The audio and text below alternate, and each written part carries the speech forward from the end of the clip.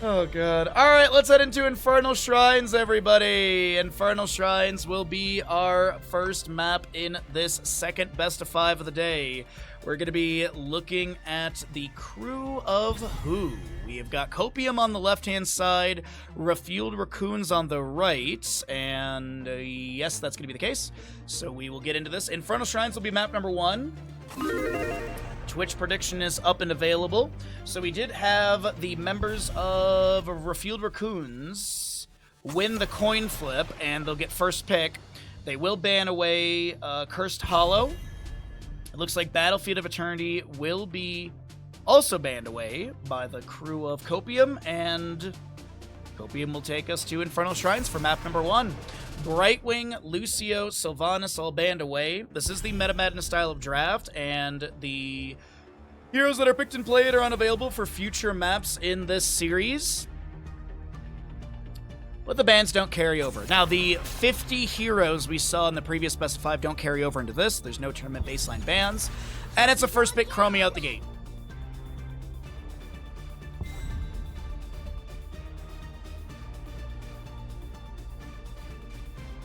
I have Brightwing, Lucio, Sylvanas. Okay. Chromie will be your ban on the right side. Or will be your first pick on the right side. What do they want to go into here? Jahan is up and available, which is fantastic for Infernal Shrines on the double soak. And that's exactly what they're going to do. Dahaka with that as well. Yo, what's up, Bag? Good to see you, bud. Happy Sunday to you.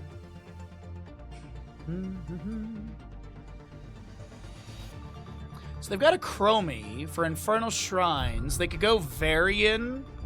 They could pick up Shattering Throw and stuff. They could have just like literally charged taunt. I will fight to my last breath. Are they gonna choke all this? Are they gonna choke all this out the gate?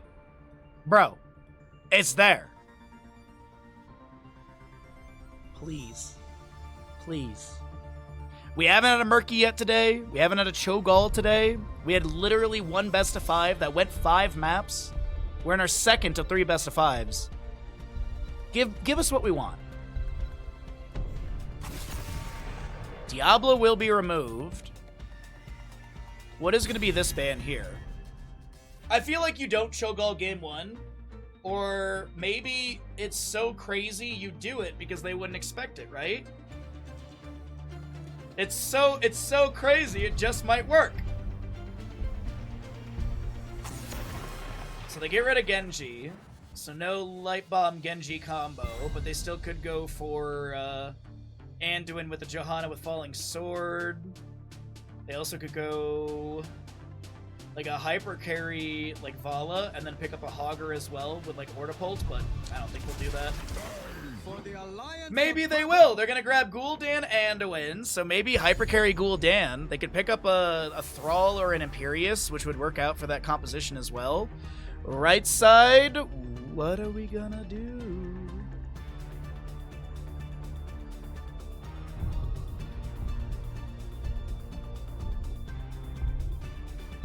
Come on, they're thinking about it. They're thinking about... Oh...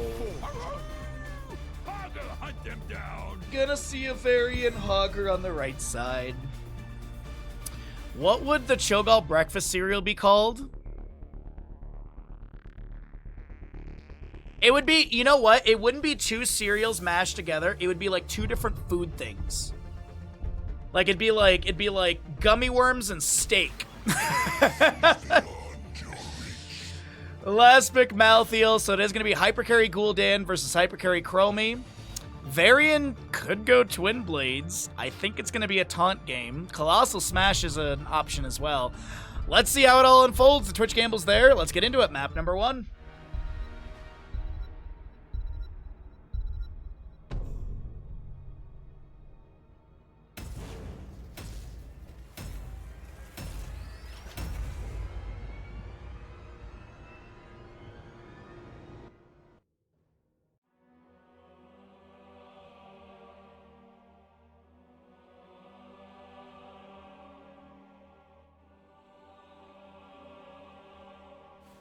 Boy.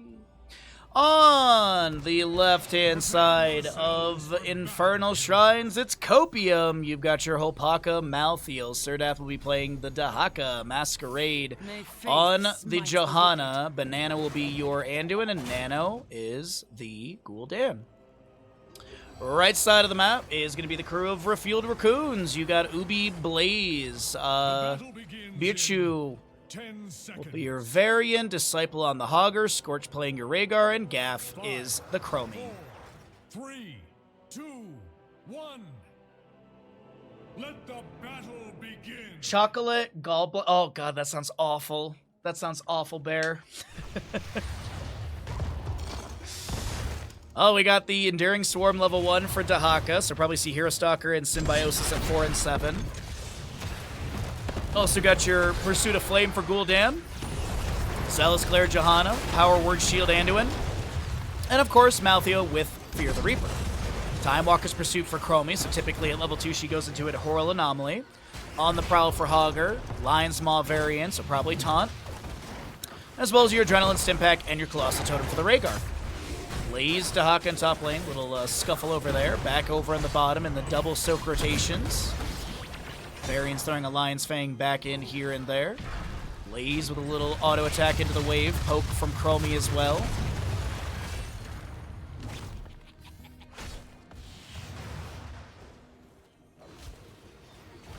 So let's see, right side camp is going to be started out here. Impaler camp for bottom lane could be grabbed as well. Varian charges into the face of Masquerade and will be able to get a Lion's Maw stack or two. Fell Flames from Gul'dan coming out. The allies are rotating in from RefueledRaccoons. Copium getting a little bit low here. Chromie damage is phenomenal. Varian charges in. Hogger bounces. First blood to the side of Copium, making a double kill. And Disciple does go down. There will be a trade as Varian gets dragged by Dahaka.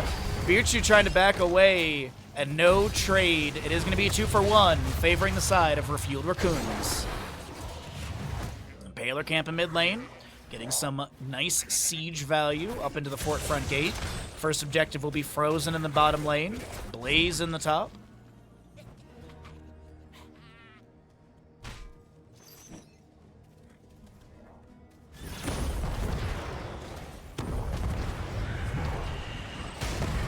Charging from Varian.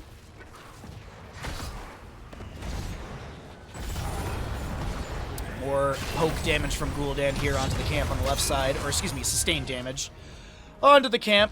No poke really having about that, or being had about that. Disciple leaves the camp, ready to be channeled. I don't think anyone's going to invade, but still hovering around just to get the timing with the objective phasing. Chromie's got a few time traps set up around the lower section of the map.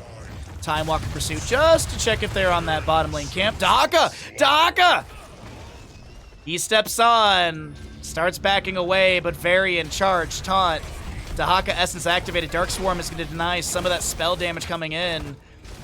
Masquerade looking to step in here with Iron Skin active. Serdath getting a little bit low. Hogger bouncing around, doesn't get a good bounce, so he'll cancel that. Malthiel gets left side camp as the objective is available in bottom.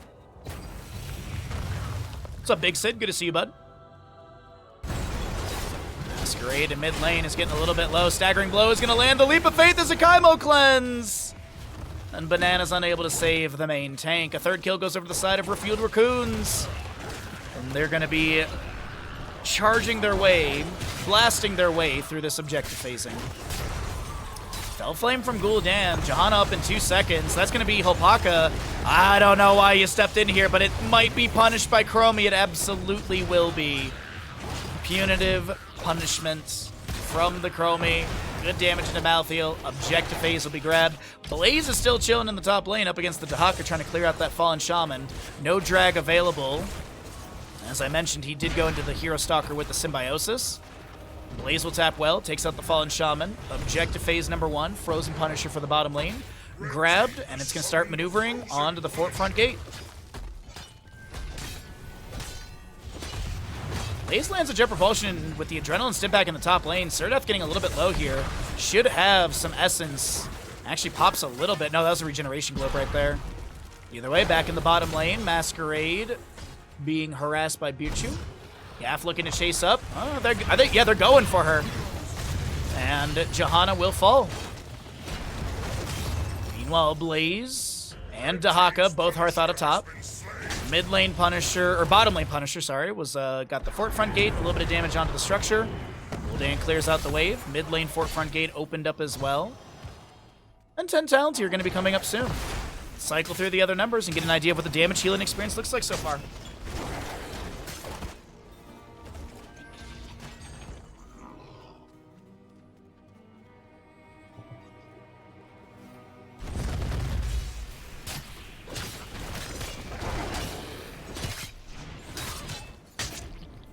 Alright, Mortar Punisher for the top lane.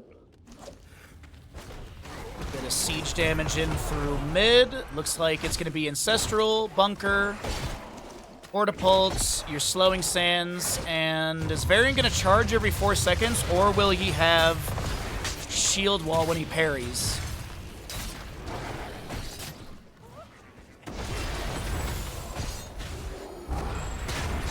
Immediate charge in. Don't think I saw an activation of parry at all. Let's see if he charges again here in a second or two. Oh, Blaze is managing top. I mean, map number 1, it's not looking too bad for RefueledRaccoons. 5 early game kills. 10 talents here first. Early structure damage onto the gates. It is going to be Warbringer for the Varian, by the way. Opposing side heroics, Light Bomb, Bless Shield, Isolation, I'm assuming Last Rites, and Horrify. This is going to be the Horrify. Tormented Souls could be the pickup. Malthael level 20 was buffed recently. For the upgrade on Tormented Souls, as long as you have 2 enemy heroes within your radius or reticle, the Tormented Souls duration does not decay, and it's going to be the Tormented Souls level 10. All right, Jeopard Potion finds the Johanna immediately. Staggering Blow comes out. Meanwhile, on the left-hand side, Nano's getting harassed by the Varian. Finishes out that level 1 questing talent. Malthael jumps onto Hogger. He's so very low. He's dead out of this bunker. That Jeopard Potion... Wait, no, sorry. Time Trap on a Surdath. No Ancestral available. But the Chain Heal is good. And Varian steps up again onto the Dahaka for a potential taunt. Hogger with a huge bounce, staggering bow. The Light Bomb is going to be there as well. The Jeopard Potion comes through. Itty bitty leap of faith onto Gul'dan. Must have been the wrong target, but Gul'dan still goes down. In the end, that's going to be Surdath getting hit with a Varian charge again. Another Slowing Sand goes down. Big taunt from Varian into the enemy. Can Surdath make it out alive? The charge, the sustained damage is good, but is it good enough? Chromie damage will not take down the Dahakas. He's able to activate Essence and tap well. So only 1 kill on to Gul'dan, who will respawn. Objective phase up in 5 seconds.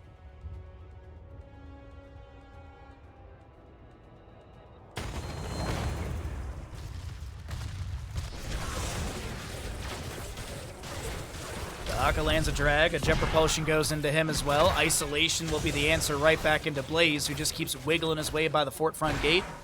4 skeletal defenders on the side of RefueledRaccoons as Varian charges onto the Johanna.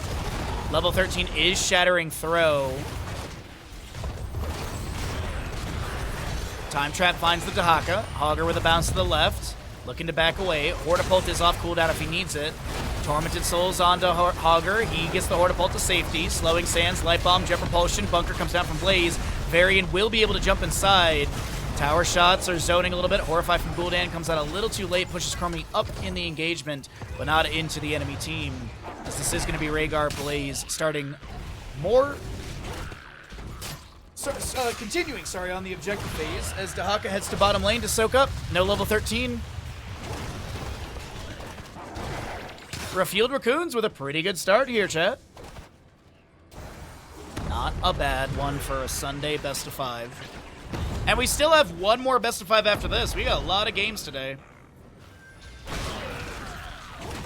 We'll be seeing the winners from our first best of 5, the Bounty Hunters, go up against the winner of this series. That'll be our upper bracket final, last best of 5 of the day. Mortar Punisher picked up by the RefueledRaccoons, second one of the game. Punisher is able to get the Fallen Shaman cleared out. Is there a jump available? Malthael eats the jump. Inevitable end level 13 cancels out any CC. We do have Roar for the Johanna as well with the Sins Exposed and Subdue. Or, yeah, Subdue. Slowing Sands. Masquerade trying to work their way out of this. The Punisher getting decent siege here. More poke from Chromie as well. Hogger Dense blast or easy throw dynamite. Dahaka still splitting in bottom lane as the Punisher will get 1 or 2 autos onto the keep. Front gate. Alright, so Punisher goes down around 9 minute 45, so we'll see the next run around 12:45-ish. In-game time, at least. Dahaka gets a drag onto Varian, he's fine. Did go into Primal Swarm, by the way, for minus 10 armor for 0.75 seconds. Blaze grabs the Impaler Camp for bottom.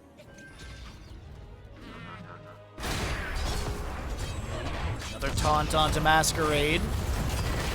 Augur starts spinning to the side over here. Tormented Souls from Malthael. Time Trap finds Banana and Surdat Dahaka. Impaler Camp that Blaze grabbed is pushing up a little bit here. 16 talent here almost coming through for Raccoons. Time Trap to eat a few tower shots. Minion Wave is here. Impaler Camp as well. Condemn from Johanna. Light Bomb goes out. Augur did not get to play the game. Good cleanse from Rhaegar. The Horrify comes out afterwards. And I think Varian might be dead. There's going to be a bunker down. The Ancestor Healing was used as well. The slowing sands from Chromie. Bunker gets cleared away. Varian trying to back off. Fell Flames from Gul'dan are good sustained damage. Varian is going to get the ally charge. Blaze goes back in with the Jet Propulsion to deny the Dahaka drag, but still, Copium pick up a double kill.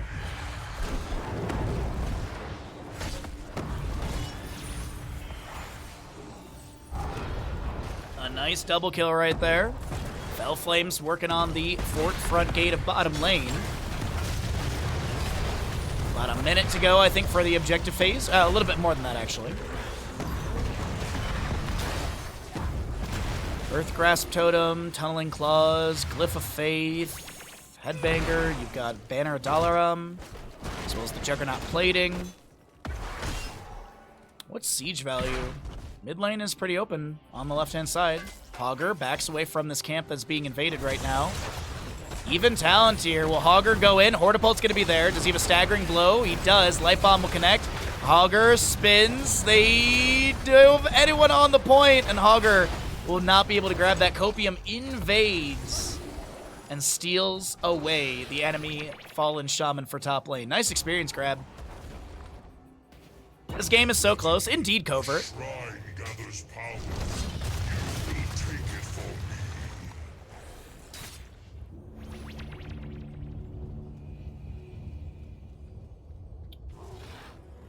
So Malthael gets the mark over here on camp and gets that picked up as well. Impalers from mid. It's a 3-kill difference.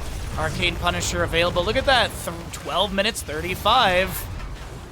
Look at that. My math was quite close. I was 4 seconds off.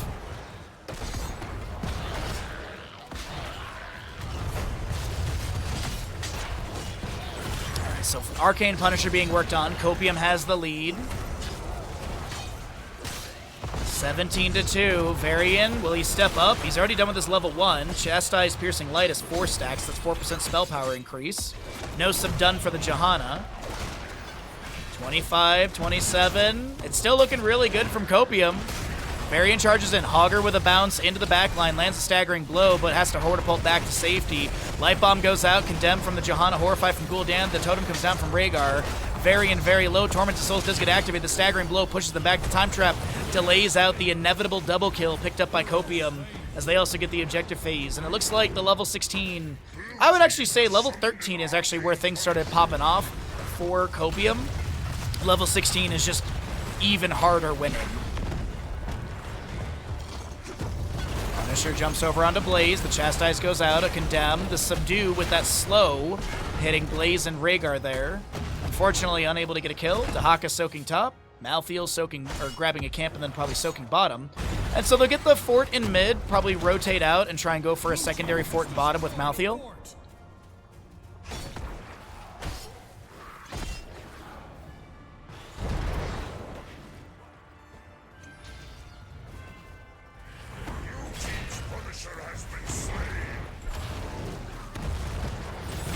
Alrighty. Blue team has destroyed a fort. So, unraveling for the Chromie level 20 is huge. Super big on that one. But speaking of 20s, the left side, COPIUM should be able to grab their camp over here, which will bump up that experience a bit more, getting close to that heroic level. I didn't look at where the Punisher went down, but we're probably like 2 minutes away or so. Minute and a half to 2 minutes or so. Do we have Malthiel's level 20 upgrade on Tormented Souls? I am very curious if he's considering it. Radiating Faith. Ah, they're just going to go no one can stop death. Okay. We do have the Haunt for Gul'dan, which is massive. Can be game-winning. Duration increased by 1 second, but also a minus 20 armor to the targets afflicted. Okay. Contagion also for the Dahaka, in case you're listening and I forgot to mention. Fallen Shaman in the top lane. Cleared away. Bottom wave pushed up by Dahaka. And realistically, I mean, we're just waiting for objective. We're waiting for waves to crash in for RefueledRaccoons. Utilizing Time Walker Pursuit just for any sort of bush shenanigans. But the enemy team will be seen in bottom lane. Next Punisher is frozen in the bottom, so getting the sidewall and stuff in anticipation of being able to achieve the objective too is massive. But that 20 on the right side, Chromie picks it up in the bottom lane wave. Even talent here. Farseer's Blessing, Fortified Bunker, Glory to the Alliance, No Control, and as we already mentioned, the Unraveling for Chromie.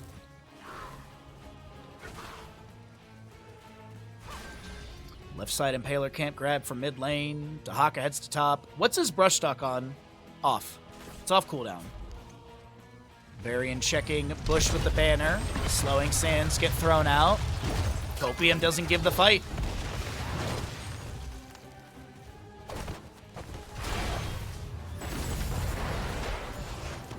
Vision from Time Walker's Pursuit.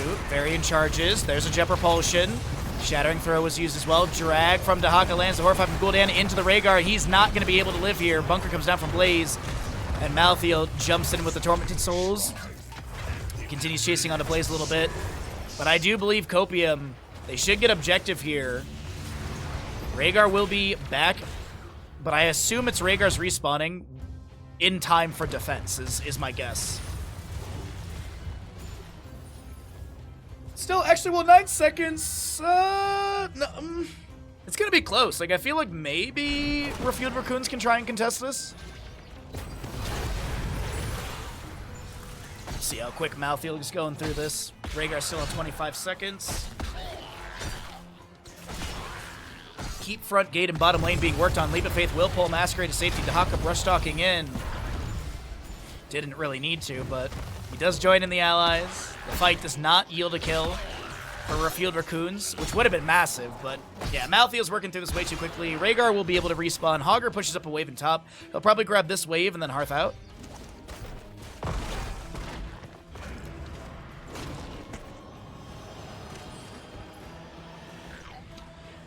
So Gul'dan 38's the objective as Dahaka clears out top lane camp. Mid lane camp being worked on as well.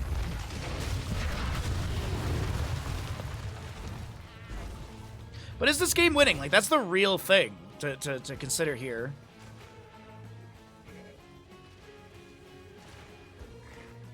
What are we doing over here? Hogger starts Hearthing. Are they just going to try and backdoor through top? Are they going to try and just take down Dahaka?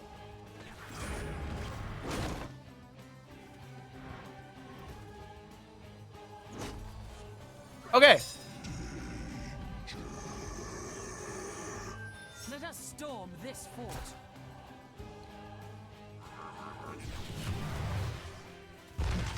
So Dahaka does not get ganked in top lane. A Shield Glare will take down this singular Sapper, or Skeletal Defender. So, what are we doing here, team? What are we, what's the game plan? We've 39 the objective. There we go, finally. I was like, dude, what are you guys waiting on? Like, literally, I don't know what advantage you're trying to gleam off of this, but either way. Frozen Punisher for the bottom lane. No camps on the map. Let's go ahead and pull away talents here and see what is going to unfold in the siege. The entire keep front gate's been taken down. Chromie throwing some Sandblasts out. Dahaka in the top lane is going to show in the minion wave. Can brush talk into the bottom lane. There's a few bushes behind or by the allies.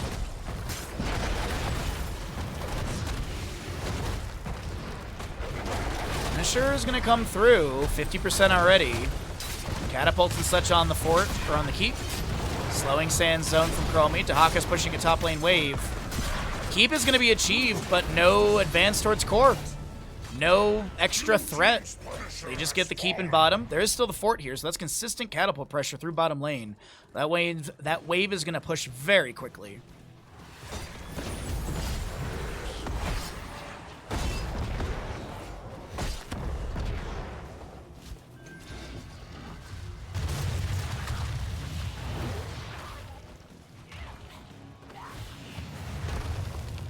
Bit of vision from Time Walker's Pursuit. Don't think it sees anyone here.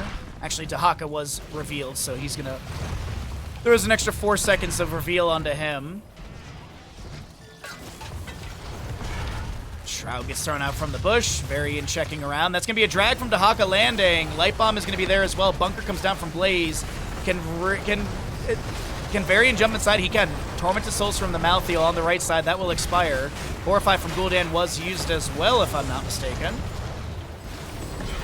Dahaka's able to back away. Currently have Malthael harassed by the Hogger. Nice staggering blow. Disciple thinks about stepping back up, but won't be able to achieve any other aggression. All right, Arcane Punisher for the top lane. Coming up soon.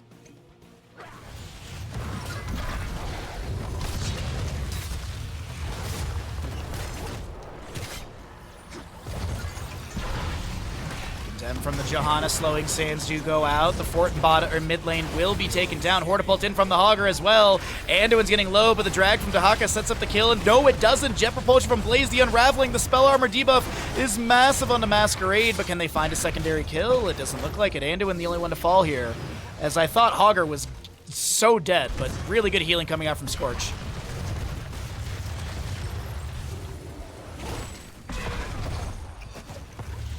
More vision granted by the Chromie.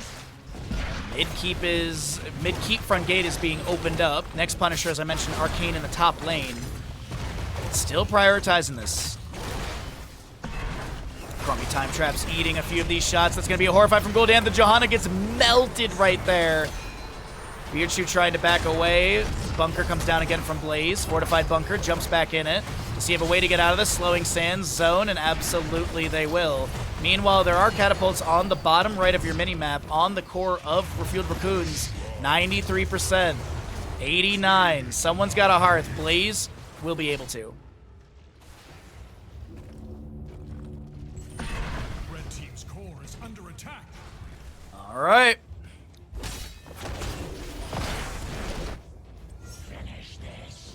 6,338 damage in 1.1 seconds? You are kidding me.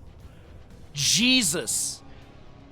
Chromie Sandblast, 2,711. Dragon's Breath, 1,000. What the hell, dude? That's insane. Johanna's health bar is 6,476 currently, because scaling and stuff. That's actually wild to me, the amount of damage that came through from Chromie.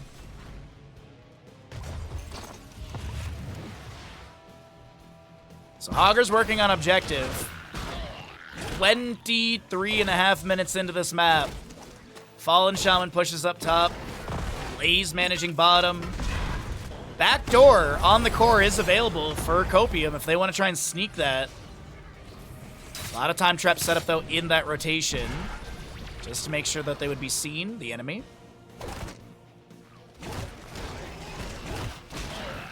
Are they going? Are they trying this? They are, but they're all being scouted out by all the time traps. Oh, bye-bye, Masquerade.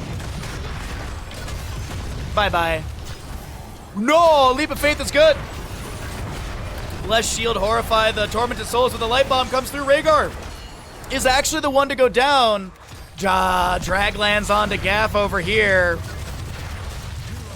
Varian falls to the Malthael. Oh my god, RefueledRaccoons. They thought they had the kill onto Johanna.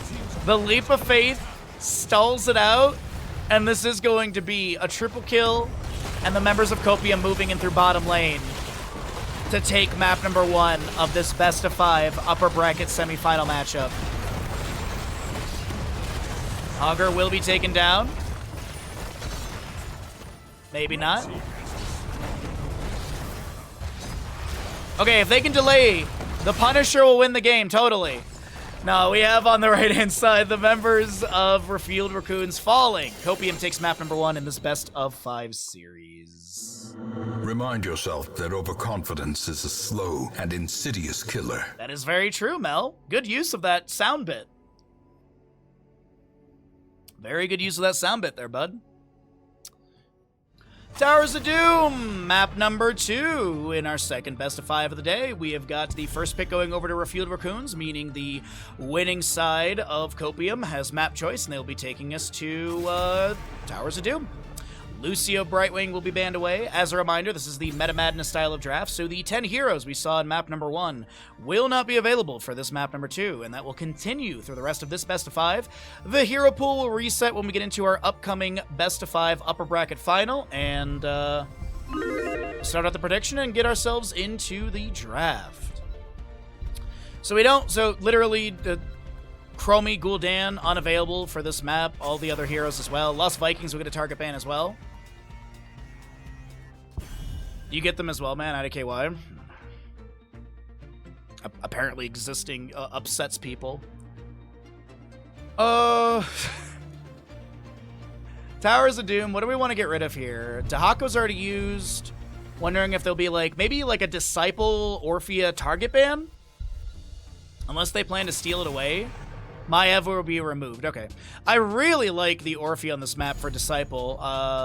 Disciple also has a really good Hanzo in their hero pool, so we could also be seeing that.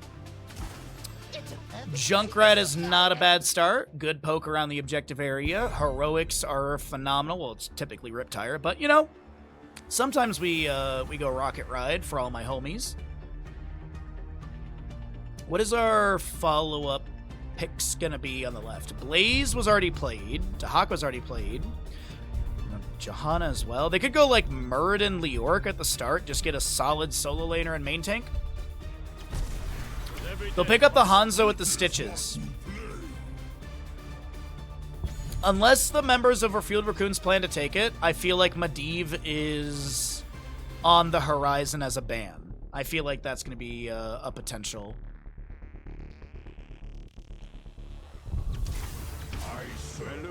Grant us strength. Seratul, Junkrat, Malfurion, Cho'Gall.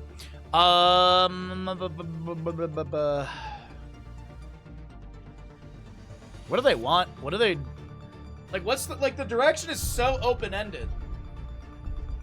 Malfurion's a good grab. You have a root. Muradin could be picked up as well. You know what? Actually, maybe a ban onto a Nubarak. A Nubarak does counteract Stitches really well with Cocoon. He's got a distance. Yeah, actually, RefueledRaccoons, I hope they pick up the Nubarak here, because that'd be massive into the Stitches. So if Stitches gorges someone, you Cocoon the Stitches, and then the gorge target gets spat out. Left side ban. Genji is available if they don't want to deal with that, but I feel like Tyrande, maybe? Thrall. Okay. Cho'Gall would be bad into Stitches. Nothing is bad for Cho'Gall. Cho'Gall has no counter, except for percent-based damage. And, cocoons from a Nubarak. And, yeah. Anyways, let's see what we got here. Hanzo and Stitches. Medivh is still up. Tyrande is up as well. I'd love to see the Tyrande. They're going to pick up Uther, so they just have a point-and-click stun. Samuro will be grabbed as well. Moonlight earlier today was talking about Sirdath's Samuro, so I'm excited to see this.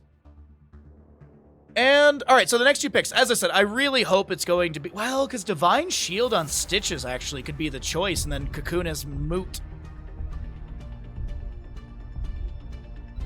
Oh, I wonder if COPIUM last pick will be a Falstad. There's the Anubarak, there's the Genji. A lot of mobility on the right side. This could be a Medivh. Samuro could do double soaking. Probably go Blade Storm. Could be Medivh for portaling, but I feel like they need more damage.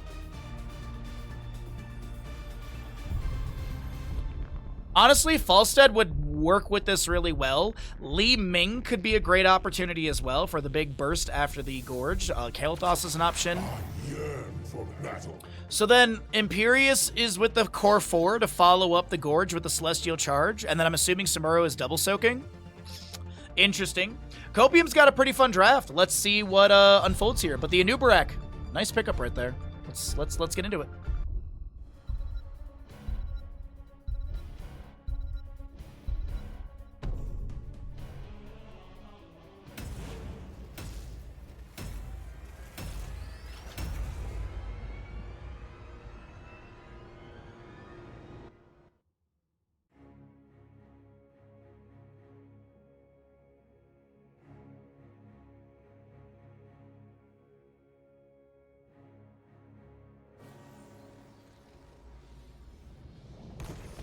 Prepare yourself for battle, hero. Welcome into map number 2. On the left-hand side, we've got Copium with a Masquerade Stitches, Holpaka, Imperius, Serdath playing your Samuro, Banana on the Uther, and last but not least, Nano Hanzo.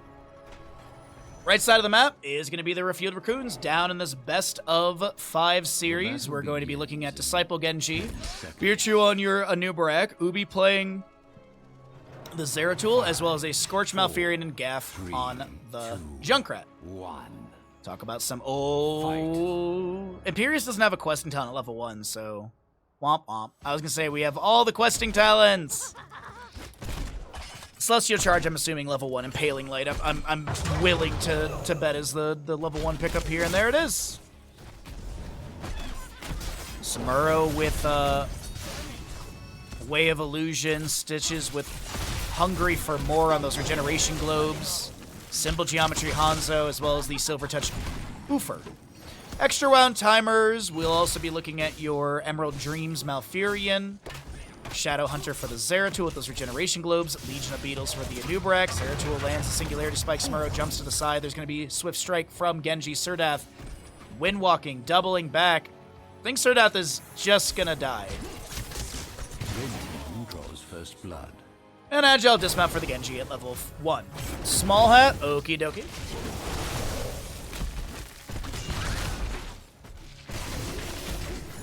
Thanks for the redemption, bud. Zeratul continues to hang out in top lane. Nano stays up here as well to soak things up while the respawn of Samuro is being had.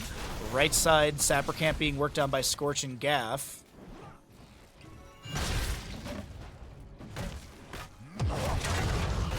4,000 to 12,000. Wow. Okay. Good Celestial Charge comes through. Impale is going to be the answer. Concussion Mine. Holpaka will fall. The hook from Masquerade, the helping hand, will not connect in time. And 3 Sappers being walked in. Sapper Camp on the left side has not been grabbed. 1, 2, and 3.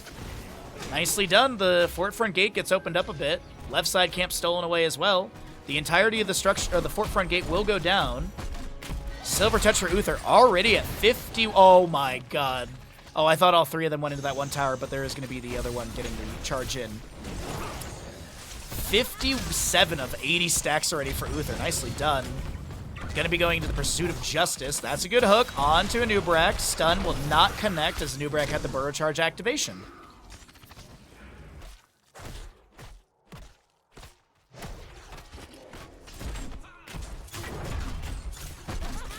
Got the Boom Pow for Junkrat at level 4, so we'll be able to displace people so long as he hits an enemy hero with a Concussion Mine every 6 seconds. Genji looking to harass onto Samuro. Gets a couple autos out as well.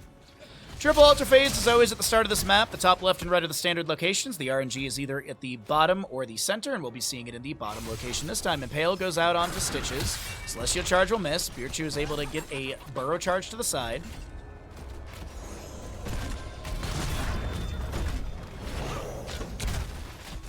Go forth. Genji Samuro trading. I don't think Zeratul is going to invade. Okay, so we'll be back down over here. Banana going for this channel on the left side of your screen.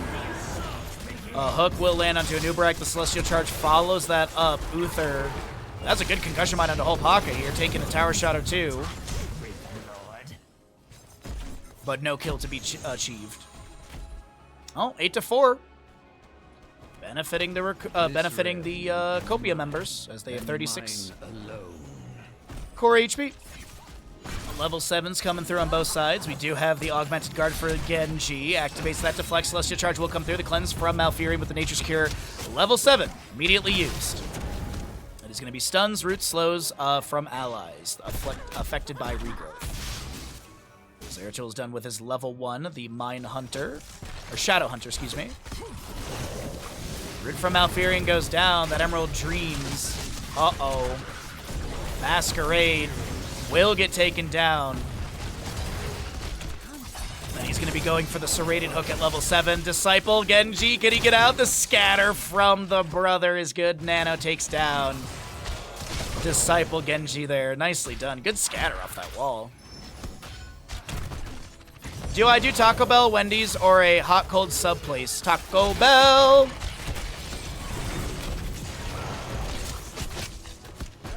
I could go for some Taco Bell today. That sounds so good.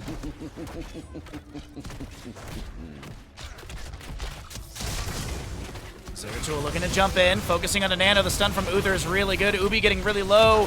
Is going to be able to blink away with like 180 HP. Nano will be taken down by Disciple. A little bit of revenge from earlier as Gaff is going to have that Dirty Trickster level 7 trigger from the Celestial Charge. Beautiful pickup from Junkrat, by the way. Such a great idea into the stun-heavy composition. Celestial Charge into the Zeratul, takes him down, but Disciple's able to chase onto Uther and gets the kill into the healer. As Stitches tries to back away, the Burrow Charge is there. Is there an Impale? Absolutely. Masquerade, swift struck by Disciple. And that'll be a multitude of kills over on the right side. 10 Talontier here faster as well. They're going to start working, the members of RefueledRaccoons, working on this bottom lane forward. And I think Malfurion just gets the straight-up channel. Yeah, they're not going to go for 5-shot. Uh-oh, they are going to go for a kill onto Hanzo!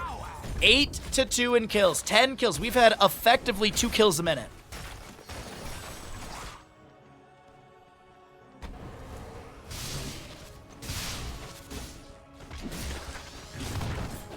Celestial Charge finds the Anubrak in bottom lane. He'll be able to Burrow Charge to the side. Malfurion activates the regrowth onto him. Little healing over time. Sappers are here. One will take this down. And there's still 2 left, so they could feed these over the wall for a core HP advantage. Heroic-wise, Might of the Nerzine, Cocoon, X-Strike, Tranquility, and Riptire. It'd be funny if Stitches just took Featured Bile. That would be a very Masquerade thing to do.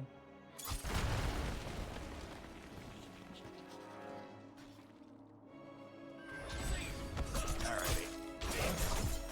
Nice Swift Strike from Disciple. Avoids any hook pull. Or Shuriken's thrown out as well. Furious heading into top lane, trying to cut off the Zeratul retreat path. But Zeratul's putting pressure onto this Samuro. Celestial Charge over the wall. Wrath of Angiris misses, and so does the Dragon's Arrow. A hook from Masquerade will not connect. Divine Storm! Hello? What? I was expecting Divine Shield. But either way, alright, there's going to be a Gorge onto... Well, you can't Cocoon Stitches if you are the target. Scatter from Hanzo's done. Riptire finds Masquerade. The Root from Malfurion is good. The Swift Strike is even better, and Stitches does go down. Double objective phase coming up. Tranquility from Malfurion will expire here. Samuro starts working on bottom lane objective. But yes, it is going to be the Divine Storm, Dragon's Arrow, Gorge, Illusion Master, and Wrath of Angiris. What a game, too. Nano getting burrowed, impaled, but is there a potential kill? Is there a Cocoon to be utilized? It's actually on cooldown for 20 seconds. Malfurion gets the shots. Was that 10 shots in total? It was. It was 32. It was 32-32. Now it's a 10-point game.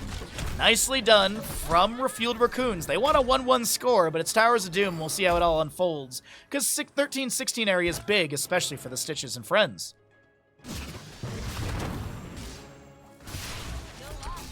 Camp on the right side is grabbed.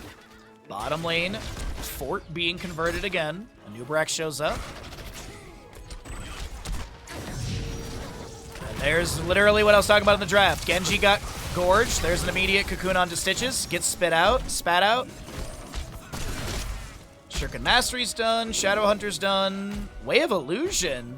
17 of 40 stacks. 22 regeneration glows for Hungry for More, so good amount of HP increase, but also 10% unmounted speed. Sappers, 6 of them available to feed in. The hook lands. Celestial Charge to follow that up. Good cleanse. Divine Storm. Tranquility. Wrath of Angiris. Hanzo does go down. Genji will be traded. Riptire trying to blast back the enemy to maybe allow the Sappers to jump over the wall, but I think Stitches is displaced by a Concussion Mine. A hook does land. Gorge down for 19. Cocoon down for 23. Can they get these Sappers over the wall? Concussion Mine. Uh-oh, Uther's in a really bad spot. Banana does go down. Burrow Charge in from a Nubrak as well. Celestial charges the answer right back into him. The hook, no Masquerade! Hooks in one of the Sappers, and the other one goes over the line. All right, Nubrak, can you get out of this alive? Burrow Charge, Concussion Mine is good. Cocoon onto Imperius. Unfortunately, that's going to be a kill into a Nubrak and Junkrat. No, he's dead. Genji does get the right side channel. Zeratul forced away the Samuro. Sonic Arrow forces our Zeratul to blink away again. 15 to 32, but I'm expecting this to be a channel on the left by Serdath, so they will be able to have 15 to 29, a 14-point game. Giggle. Doom to the grave. As evil as your words. All right. Bottom left bell tower back in control of Copium.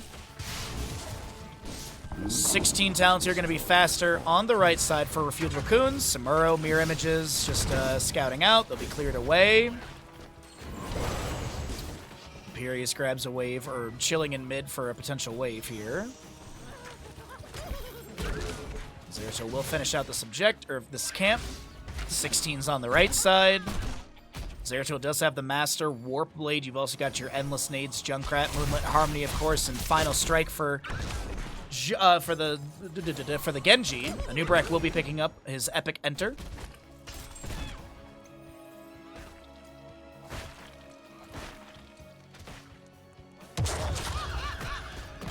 Alright, so top lane wave will be managed. Sappers on the right are grabbed. Sappers on the left should be stolen away without the 16 talent tier. Samuro's almost going to get that on the top lane for the allies. But this will once again be another camp stolen away by RefueledRaccoons. Concussion Mine, Junkrat sets up and moves in through bottom. Triple objective phase coming up here. Stitches. Nice cleanse from Uther. G jumping in. Shuriken Mastery. Excuse me, the Shin Gun. A little bit of value from that 13. Another root goes down. Stitches woken up by the Sappers. Lands the hook onto Genji. And Nubrak, does he have an available cocoon? Genji dead. Malfurion trying to go for the channel. Nubrak will zone. He may get taken down, but it looks like it's going to be 8 shots going in. Samuro may have delayed out actually top right. Nubrak will fall. Zeratul going for the channel. Dragon's Arrow fired from bottom lane lands. Samuro, Concussion Mine, root goes down. And it looks like it will be Copium getting this this right side channel. And maybe boss too. That'd be really big.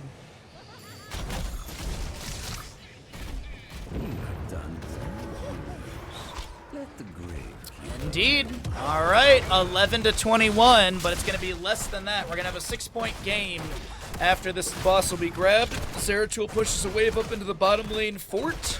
Actually, we should see structures upgrading in a second here.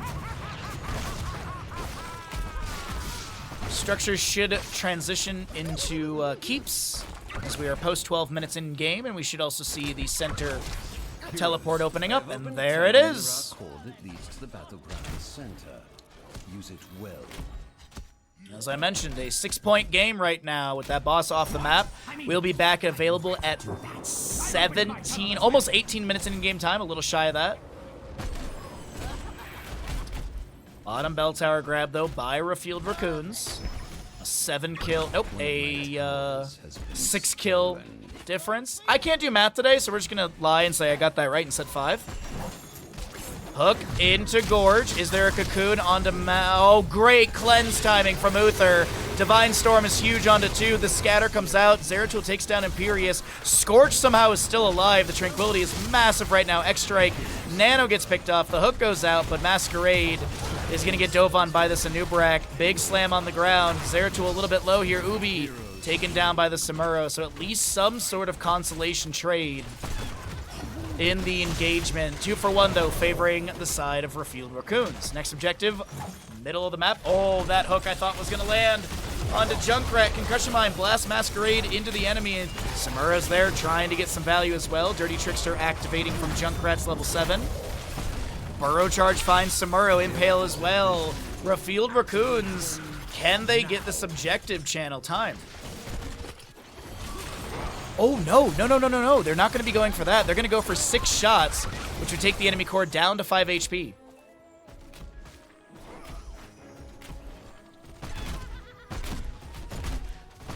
Red team has destroyed. Look onto Anub'arak. Gorge is there as well. Burrow Charge to the side. Concussion Mine to blast back the enemy. Imperius may have a Celestial Charge to close the distance. Dragon's Arrow lands. Dirty Trickster will trigger. Disciple does get the channel. That is 6 shots going in. Anub'arak will fall. 5 to 17. A very close map number 2. Boss 2-minute 40. As I mentioned, almost 18 minutes in game time on that one. A little shy of it by like 15, 20 seconds. Riptire from Junkrat. Extra oomph, level 20. Trying to get the triple hit. Does get a double. Scatter goes out. More grenades from Junkrat as well. We do have your Shadow Stride, Rewind Anub'arak, Living Weapon, Lunar Shower, and the extra oomph as we mentioned. Stun from Uther. Benediction, Divine Storm. Genji tries to make a play but gets immediately deleted, and Uther will get taken down in the trade. He goes Redemption, but it's not going to trigger until he respawns here. I was wondering if Redemption would activate while he's dead. I didn't think it would, but good to know. Samuro. Top lane fort or keep is on, I would say, quadra-digit numbers at this point. Yeah, 2079. Oh, what a great year, 2079.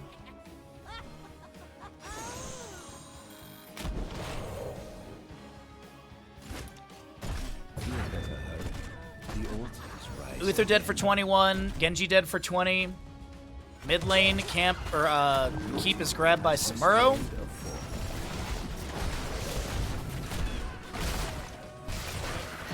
Dragon's Arrow will land into the bullseye as well, the level 20. We have the 3-blade style, by the way, for the Samuro as Anub'arak does go down. Scorch on the left side is going to be picked off as well. This is an absolute horrible moment for the side of RefueledRaccoons as a single objective is up. 4 shots go in, so we're going to be looking at a 5-13 game. Boss up in 52. The altar is ours. They try to get to top lane, Bell Tower in time to get the conversion to deny some of the damage, but not a fast enough rotation. 2079, you'll be 100 years old. I'll be 88. 88. Oh, Imperius, really? Riptire. One sapper, 2 sappers make it over the wall. It's 3-13, a 10-point game. Next objective phase, top left and right. COPIUM need to make massive plays. Boss is back up.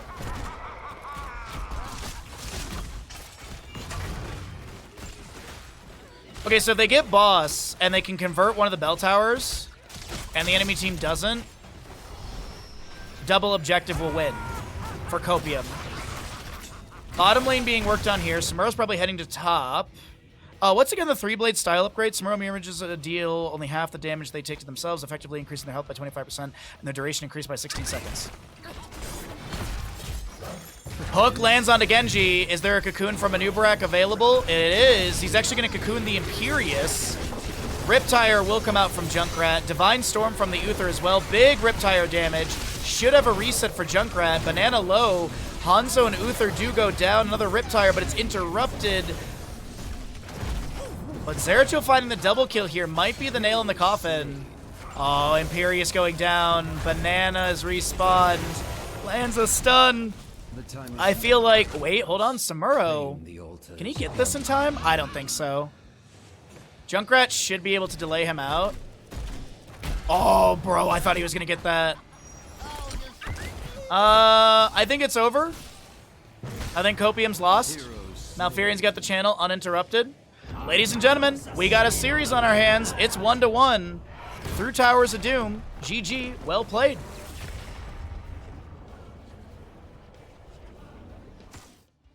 Oh, that's the wrong button right there. Whoopsies, hold on.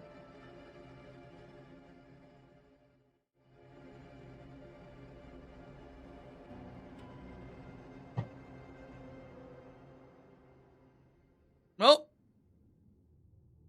there we go. You know the spiel, chat. Be sure to subscribe, all that good stuff. And support the stream. Help us hit our sub goal. We are 20 subs away, but I know we can all hit that together. But we're going to run some ads, all that good stuff. Blah, blah, blah. Welcome back, everyone. Map number 3 in this best of 5 series. Left side will be Copium, right side will be RefueledRaccoons. We got 20 heroes unavailable since this is the Meta Madness style of draft, and we'll see what the bans are going to be for Dragonshire. So, Dragonshire, top lane, solo, typically want to have your solid anchor in that lane. So something like a Rexxar Misha often gets grabbed. Urel is really good for this. Leoric has good sustainability. We don't see it very often, but Zagara can be a solo laner. She's typically relegated to the bottom lane. And then you usually have like a rotation from the allies into mid to catch some experience. But usually Zagara pretty much like manages bottom and chills down there. Rexxar is really good for solo lane, as I mentioned. Urel is pretty good for control points. Control. Malthael could be grabbed here as well. He's phenomenal on this map. Dahaka was not played yet, right, in this series. So Dahaka could be grabbed as well. Lucio will not be in the house as he is banned away. And there's your Twitch prediction, everybody. So, what else are we going to get rid of here? So, I'm trying to remember last game bans. Like, I think there was like a Muradin ban somewhere in there as well.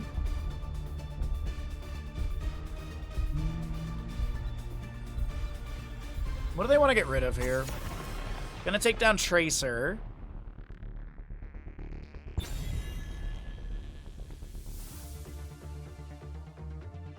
So Tracer is removed. Trying to think like what's like a good priority for this map. What do you want to get rid of? What's already been played as well? I guess it's just get rid of some of the stuff you don't want to see or deal with. Zul's not a bad idea. His push is pretty good. I was thinking there might be a Zagara ban from one of these two teams, but not going to be the case. She could be grabbed pretty early. Zagara is phenomenal for Dragonshire. We typically get to late game on this map, which is great for her. Creep for vision in the rotation from mid to bottom is nice, but it's going to be a first pick Brightwing. First pick Brightwing will be coming through, and we'll see what that'll be paired into. What's up, Radical? How you doing, bud? Happy Sunday to you, my friend. Happy Sunday to everybody.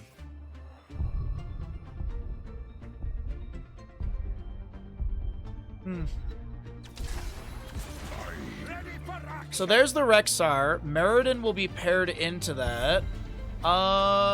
Is there any consideration for a Disciple Orphea as well? It is a really, really good pickup for them. They have such good play with their Orphea, so curious. I'm keeping an eye out for that one. You're chilling. Thanks for chilling here with us. I appreciate that, Edward.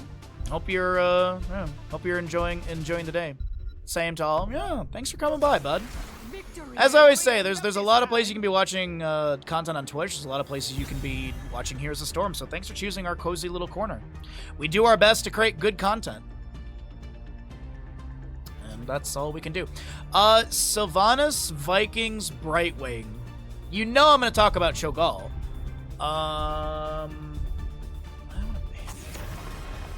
was wondering actually if it was going to be like a hammer ban, so that the Vikings go and deal with like top mid, and then hammer shoves bottom with Sylvanas and Brightwing. Stark oh wow. Stark's going in for the partially blind bet. Hasn't even seen the full draft and is already putting some channel points on the line. ETC was the ban on the right side. There's the Sergeant Hammer ban. Okay, I was wondering if it was something the players were concerned about.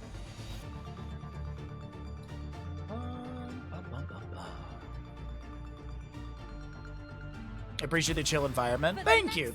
I try my best, man. I'm just trying to do my best to make good content and be a fun place on Twitch. Tyrande will be grabbed on the right side with the Orphea. That Orphea I was really excited about. They're going to go ahead and flex that last pick. We have Vikings into Rexxar in theory in top lane. Like 2 Vikings versus Rexxar Misha, and then probably a Viking in mid. It's probably like Olaf and Eric in top, and then like Balog mid for wave clear and stuff. Last 2 picks though, I really don't know what they're going to do here. Okay, they're gonna do something like simple with a Garrosh and Thrall. I like it quite a bit. They've got good brawling. They've got good percent-based damage as well with Rolling Thunder. I actually wonder if the Thrall will be into Rexxar, because Rolling Thunder, Ancestral Wrath, I feel like Thrall could do okay into Rexxar here. So maybe the Vikings will be split somewhere else. We'll have to see how this all works out. I'm excited. I'm excited for some good Vikings action. And Vikings with Longboat Raid could be a bounty if it is picked. Falstad last pick, I don't hate that at all. I think the mobility from it's really good. The burst onto Vikings is strong. Gust to push away the enemy. If Garrosh pops Indomitable, then literally he will isolate himself, since the Gust will push away the rest of the crew. So this is going to be a fun draft. The gamble's going, as Stark has already mentioned. Let's get into it.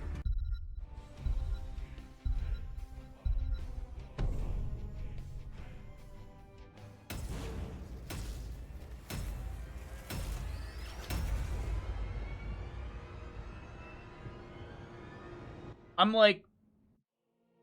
so concerned about the GDQ painting thing. I need to send that email after stream today. I'm really worried. Because the way the email sounds, it sounds like it didn't arrive, but based off of tracking data, it has arrived somewhere, so I'm really nervous about that. Left side, Copium! With your Banana Brightwing, Masquerade Garrosh, Hopaka playing the Sylvanas. You got a Nano Thrall and Olaf, Balog, Eric. The Lost Vikings will be played by Ubi. Or not Ubi, sorry, by Surdeth. Ubi with the game pause. Right side, you are kidding me, dude. You are kidding me.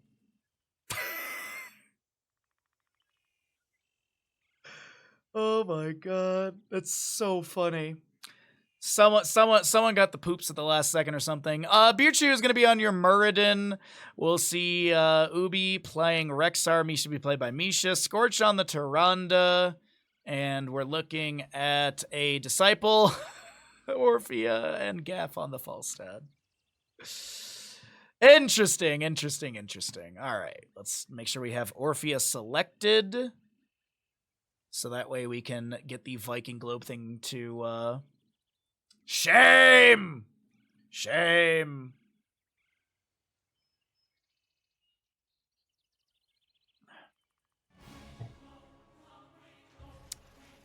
Alright. Well, most importantly, does Tyrande's Sentinel hit? About 5k to 5k on the Twitch gamble. 5, 4, 3, 2, 1. Unleash the dragon. Any Sentinel enjoyers in game? Ooh, hits the Brightwing. Big chomp and a Viking does go down. Ooh, I wonder if Orphea will consider going for the Growing Hunger or whatever it is at level 7.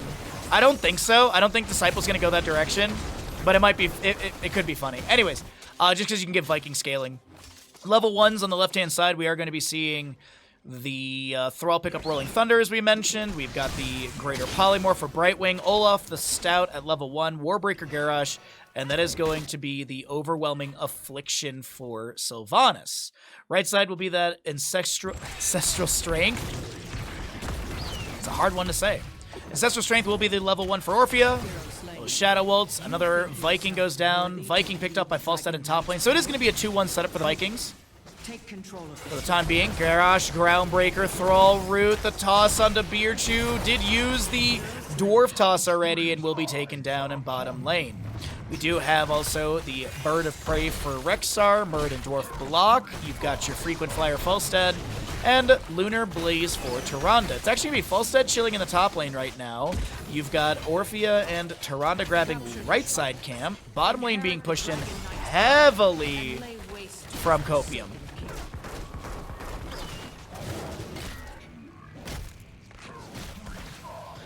You make a good point, Pat. You make a very good point, bud.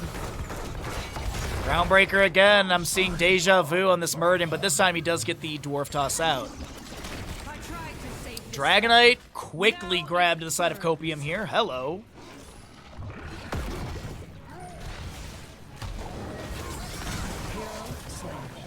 And another Vikings falls. Muradin thrown out of position. Currently forced out through bottom lane. Misha Bear does go down. Dragonite still wailing away in mid lane. There's going to be a Viking inside of that. Falstad getting counter pressure on top with the camp that was grabbed earlier from Orphea and Tyrande, as I mentioned. And 4 stacks on Thrall's level 4. He's getting pretty close to finishing that out, but if he misses one root... Oh, he gets the double right there and finishes that out, so never mind. Doesn't matter. Disciple with the B-steps. Interesting.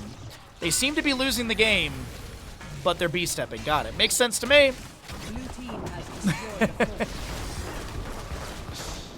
Falstad already on 9 stacks of his level 1, 5 Lunar Blaze stacks for the Tyrande. I do believe the Vikings are tracking correctly at 6 Regeneration Globes. We do also have Garrosh Warbreaker at 7 of the 15 stacks.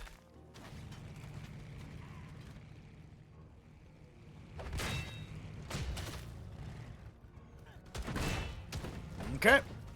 Waiting for 7s to come through. Garrosh is going to be able to scout out, I believe, the Muradin. I think Masquerade is spamming the voice line. Yeah, I think I heard it again. Yep, there it is. Yep. Probably bound it to his right mouse button. Lunar, that's going to be Lunar Flare going out from Tyrande. Misha thrown out of position. She will be taken down. Orphea chomps in. Did go for the backbiter at level 4. Yeah, it's going to be Mind Devour at level 7. That's pretty much the standard pickup. We do have Heavy Impact for the Muradin at level 7, and that's going to be Brightwing taken down. Muradin thrown into the tower shots, lands a Stormbolt, but he gets traded as Vikings sprint out of the lane. Objective phase should be announced momentarily, as it's a low cooldown from when the Dragonite goes down to when the shrines open up again. And the Vikings are doing good Viking work all around the map. 12 globes, that looks like it's tracking correctly.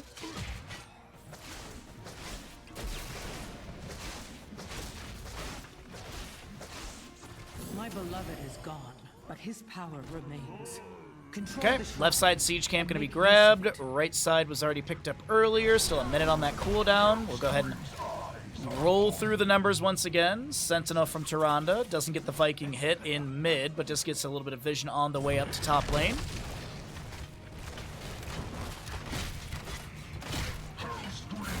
Garrosh steps into the bush. Muradin's right there. It looks like the toss didn't activate or something, but either way, there will be the displacement. Falstad barrel rolls in. Decent damage on the Masquerade. The Phasian from Brightwing will not come through in time. And it looks like a Stormbolt finds the Thrall. The Soothing Misactivation. Nano's trying to back away. The sustained damage pretty decent. The Heavy Impact from Muradin as a Viking will take down the Rexxar. Sylvanas and Falstad traded right there. It's a 2 for 2 in the end. Thrall getting a little bit low. Disciple looking to chase in. The Polymorph from Brightwing. Disciple, do they have an auto to heal up a little bit? The Backbiter, the Shadow Waltz. Nano will go down as Brightwing falls as well. Now, a second Dragonite during all of this will be picked up by the Vikings, and that will be moving into top lane to open things up further. But it is going to be play again from the Vikings. No bounty for Longboat Raid, you got a Sundering Thrall, Blink for Brightwing, Warlord's Challenge, and what is Sylvanas going to go at 10? Is she going to go Mind Control for a little bit of fishing, or just a Wailing Arrow for the AoE stun? Big Warlord's Challenge, there's the Mind Control to follow it up. Beautiful call from Hopaka right there. Disciple getting a little bit low. The boards are unleashed, and it is Eternal Feet for the Orphea. You've got your Avatar Muradin, Gust Falstad, and Starfall for the Tyrande. Dragon Knight has been completed. It looks like Falstad cleared that away in top lane. I want to say it was around 6 minutes. Oh, wait, hold on. The Eternal Feast from Orphea as they take down the Garrosh here. Thrall lanes are root onto a couple. Did finish that level 4 already. Serdath has the Eric sprinting away. Olaf moving to top lane. Balog doing his best to defend up against the Falstad as Muradin has managed bottom. Nicely done. Sentinel just to check the camp really quickly. Enemy team not really showing much on the map, and it looks like Rexar Misha will... Oh, wow, there's still just one unit here. I thought this camp was grabbed and respawned already. Wow. Uh-oh, Falstad does have Gust if he needs it. Barrel rolls away to safety. Tyrande and Orphea looking to leave these Siege Giants and join the Falstad. Muradin able to Dwarf Toss away. Rexar grabs the bottom camp. It's going to get some damage onto this low side fort front gate, or the low side of the fort front gate. Falstad's still working on this camp over here. Does have secret weapon level 7. I don't think Serdath is going to sacrifice the Viking onto this one.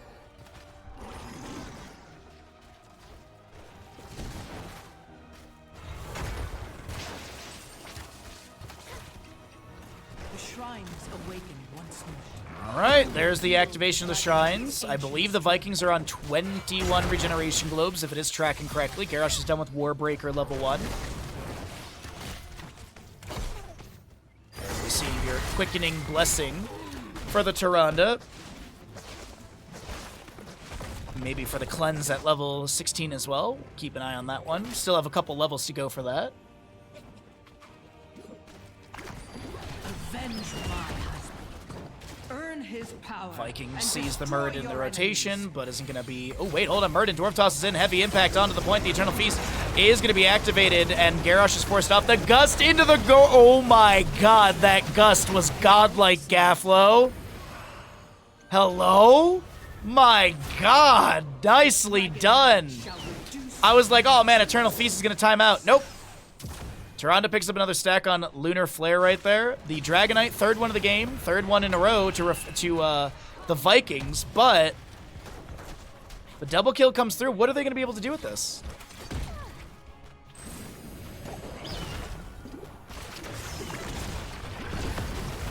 Oh, congratulations, Crest. Nice. Glad to hear it, bud. Glad to hear the home ownership is treating you well.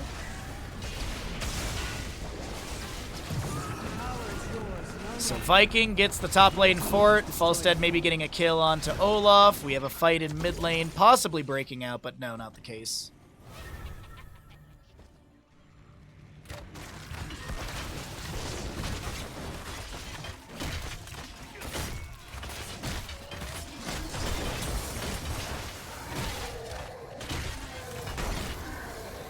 Bruiser camp on the left side is grabbed by COPIUM. They're down by about a level here. 14 and some change. 14 and 3/4 to 15 and 3/4. Getting close to 16 on the right. Misha gets hit with a Groundbreaker.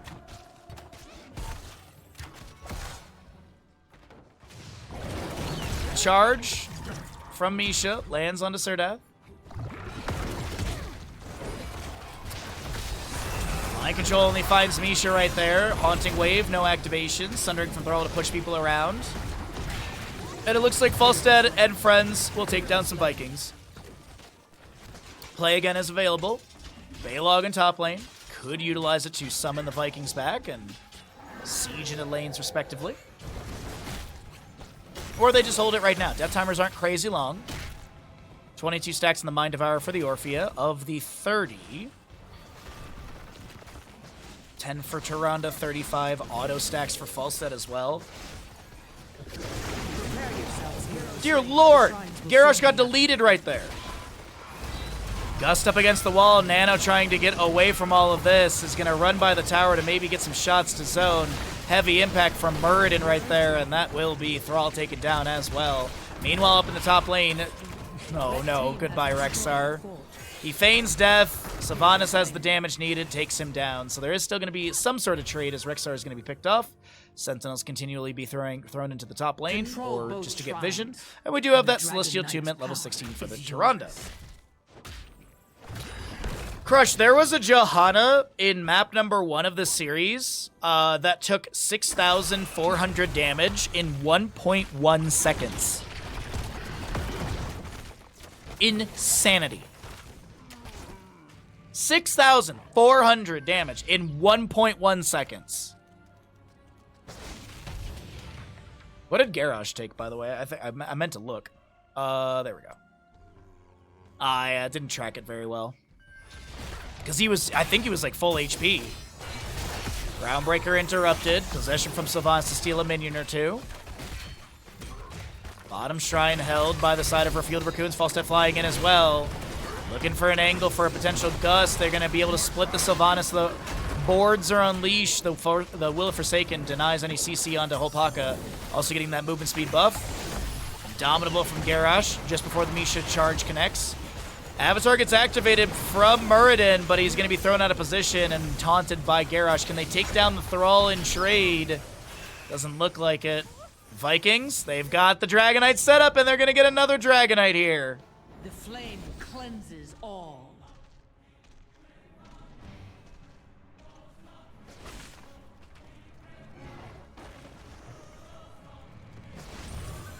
All right. Baylog pushes top lane. Dragonite with good damage onto the fort through bottom.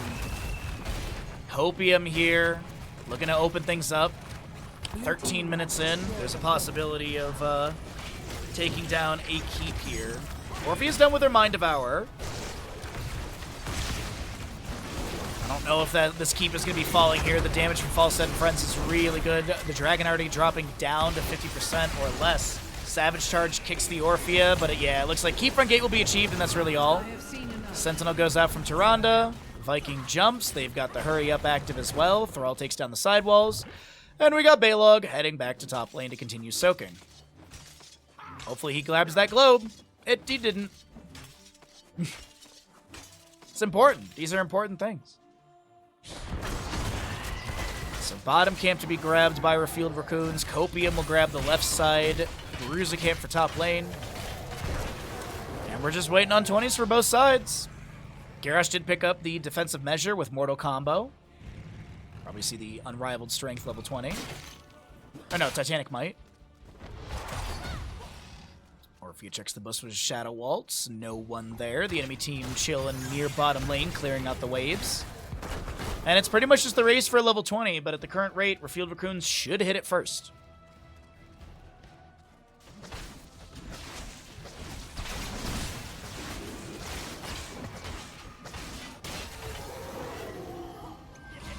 Alrighty. Ooh, Orphea upgrade with the Monster Within. Eternal Feet grants 1 chaos each time it hits a hero, while Eternal Feast is active, and 5 seconds afterwards, Orphea basic abilities recharge 150% faster. The base cooldown for the Heroic is 50 seconds. We have the kill command for Rexar. You've got your Muradin with the Hardened Shield. Frequent Flyer, Epic Mount for your False Set. You'd think that Frequent Flyer would be the level 20, but anyways, Epic Mount. So faster flying, you can fly every 25 seconds and a faster animation. And Tyrande will be taking the Shooting Star. Opposing side, you do have the Dark Lady's Call. You've got the Titanic Might, as we were mentioning, Fury of the Storm for the Vikings, Invisible Friends, and the World Breaker. Mind Control finds the Orphea. Warlord's Challenge. There's going to be an Eternal Feast activation. The Sundering is locking people up against the wall. Muradin Dwarf tosses in. I feel like a Wind Tunnel here would be such a game-winning moment, but there's going to be a Starfall from the Tyrande. Dragonite phase is available. Muradin Dwarf tossing in. Masquerade is the target. Dwarf toss with the slow of the heavy impact. The Stormbolt connects as well, and he does go down. Viking in top. No Viking in bottom on this one. Top lane fort getting a little bit low here. I'm assuming False Dead will fly on up to top lane.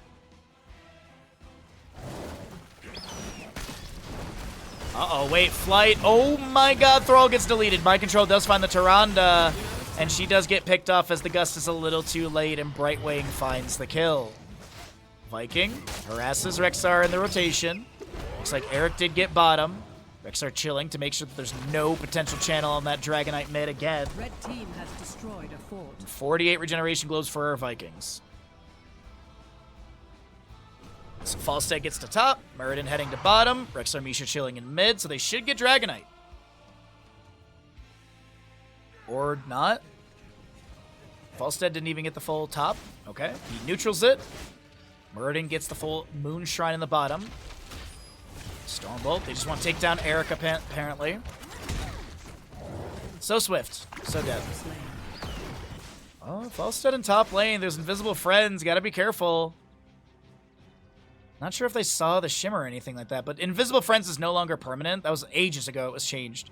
It used to literally be until you're revealed, but then they put a duration on it. Back around like CCL days. I think it was like right around the beginning of CCL. Yeah, like it was like around Gladiator Medallion time, I feel.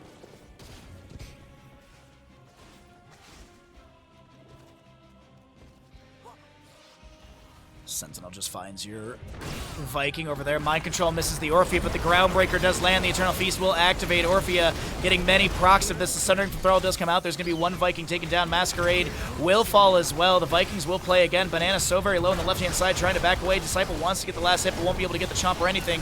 That is going to be Sylvanas falling as well. And the top lane fort falls.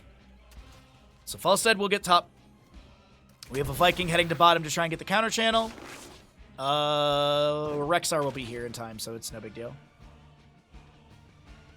Also good to see Meow. Sorry I missed you there. Hopefully your Sunday is treating you well, bud. Appreciate you coming by the stream. So many great people here today. Thank you, everyone. Really do appreciate it.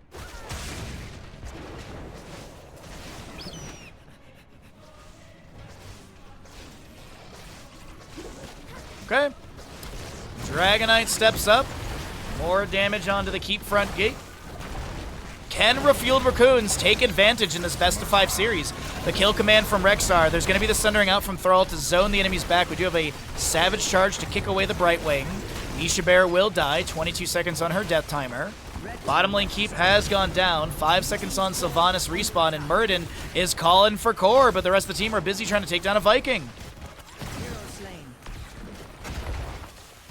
Dragonite will end here. Muradin lands an immediate Stormbolt into the Eternal Feast. Also, you have Lunar Flare from Tyrande. Gust pushes away a few enemies, and I think maybe they meant to have that like up against the core. Either way, another charge from Misha. Starfall, the Sundering comes out once again. Misha does go down. Muradin Avatar will be activated. Core shielding. Are the members of RefueledRaccoons throwing here? Another Viking to fall. Play again is available if they want to pop it. Looks like it will be popped in mid lane. Can the Vikings defend this? Lunar Flare lands. The follow-up as well onto Banana. Sentinel doesn't get the kill. Core shielding is already dropped. HP is falling rapidly. Falstad damage is pretty good. Stormbolt into the Sylvanas with the Misha charge and the Lunar Flare. And ladies and gentlemen, the RefueledRaccoons are one map away from heading into the upper bracket final, knocking COPIUM down to the lower bracket for next weekend. Let's find out together what's going to happen here.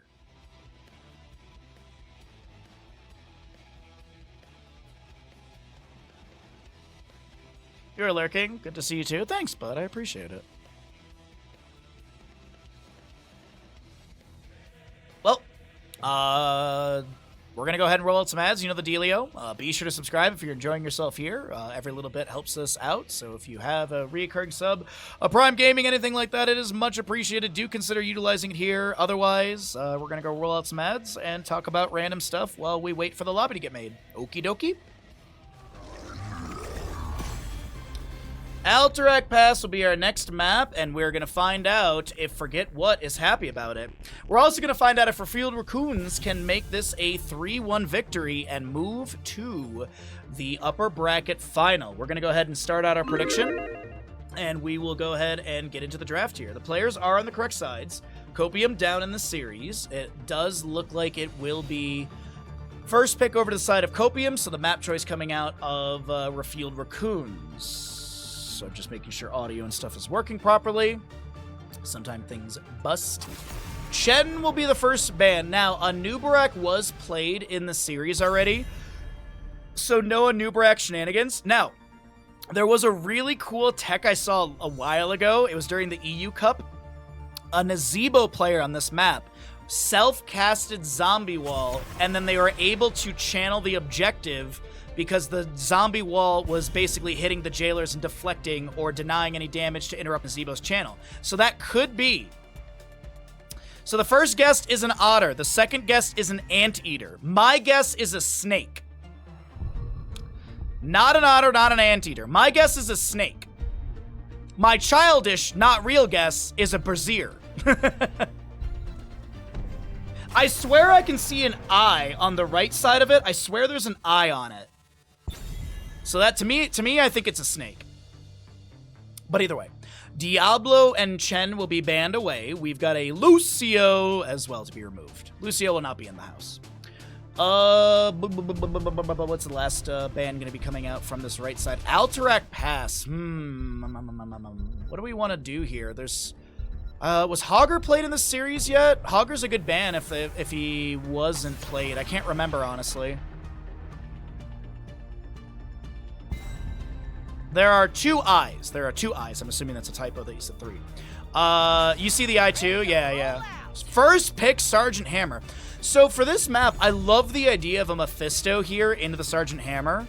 Mephisto able to jump in with Shade and Lightning Nova. Alex Strauss is a really good pickup with that as well. So you can go into Circle of Life level 1 and get the regeneration globes to proc his level 4 Hysteria. Spite. We rarely see the Hysteria level 13, but that also has good synergy. And then, okay, they're gonna go ETC with a Cassia. So I'm thinking it's a Valkyrie game. You try and Valkyrie the Sergeant Hammer out of position. Granted, she could just go Siege Tactics 4, which would deny that, unless you force the Siege Tactics out and then you Valkyrie, because Siege Tactics is like 16-second cooldown, if I'm not mistaken. The fourth guess is a T-Rex. So, otter, anteater, I said snake. T-Rex from Be Crazy. So, fifth, we still need a fifth prediction, or, guess.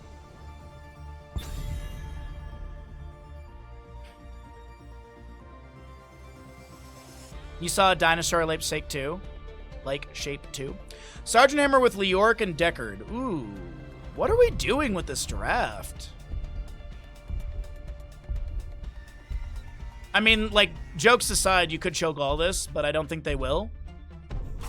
They're going to get rid of the Arthas, which I think is a really good ban. Arthas sustained damage is really good. I'm assuming that Refueled Raccoons are going in auto-attack build, or auto-attack based composition, so Arthas is a nice denier of that auto-attack damage. Ban-wise on the left, probably get rid of a healer. Anduin was, I believe, played in this series already. I believe, yeah, Anduin was played on map 1, if I remember correctly. With the Malthael. So they had the Tormented Souls and the Light Bomb. No, wait, no, that was the map 5 of the last series. Abathur to be banned away is not a bad idea either.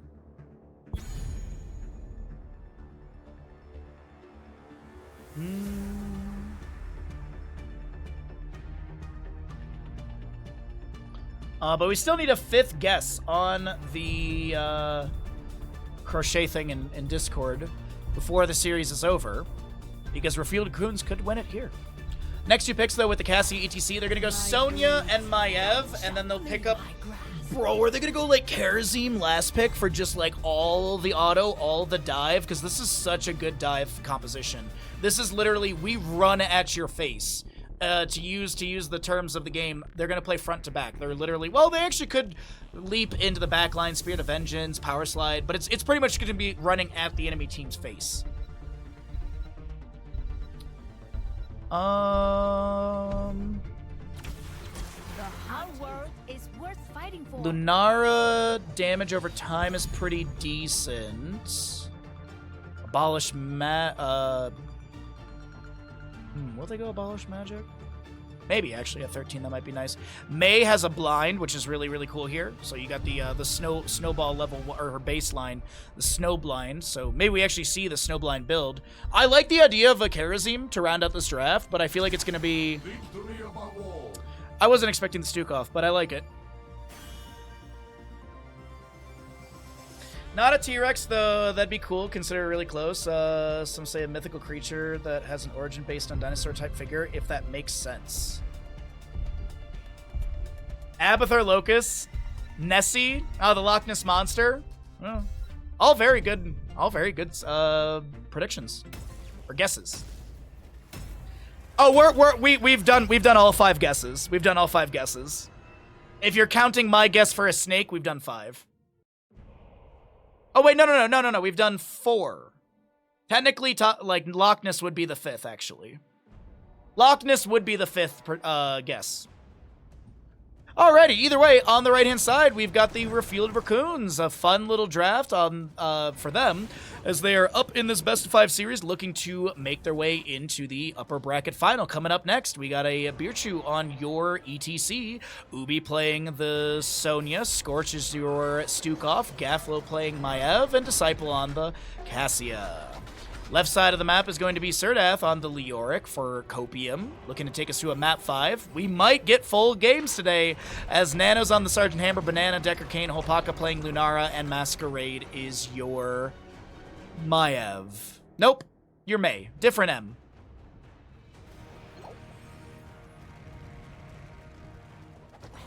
Few potions set up immediately by Decker Kane. Power slide from ETC. There's going to be an immediate cryo freeze from Masquerade. What's up, Gummis? How you doing, bud? Welcome in.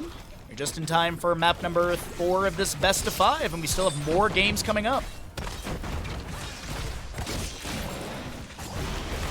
Where is Twice? Taking a nap with Crankle. I don't know. Crankle didn't show up for their first best of 5. So there's just subs. I don't know. I didn't ask. I'm just here to hang out, enjoy the games, and cast. Sonya chilling in the top lane with her little raccoon, by the way. Oh, what great! You know, the RefueledRaccoons really got to work on their mount synergies. They should all be having the tiny raccoon.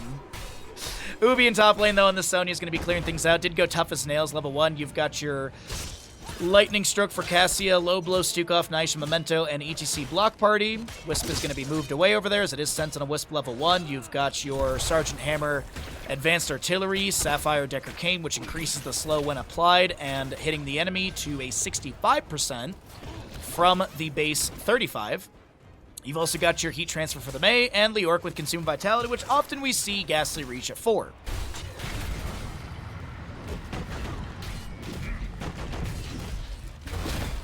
Slick, it's ready to go. Stark, thank you for the tier 1 gifted sub to Belly. I appreciate that greatly. Thank you, bud.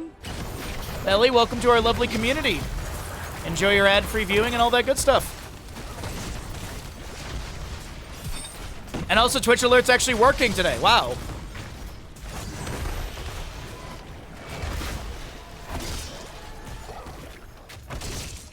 Oh, you're going to do a dragon. I see it now. I definitely see what you mean by dragon now. That makes sense. Did you go with purple to, like, were you inspired by, like, Spyro with the purple? Because, like, Spyro's kind of that, like, purpley blue, isn't he?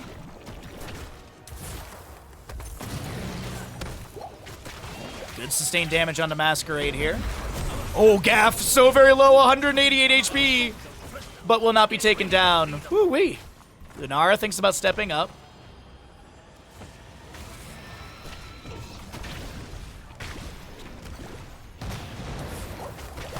I don't know what that emote is, Slag, and I'm so concerned by it. What is this? Huh. That is a very interesting emote. Sorry. Anyways, looks like Sonya will be taken down by Lunara. Oh, Lunara with fake damage. I don't get that joke at all. I don't get that statement. I wouldn't even say it's a joke.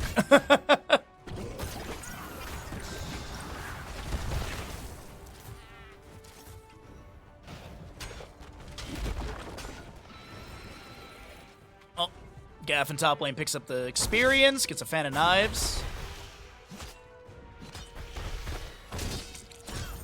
Onto the wave. Meanwhile in mid.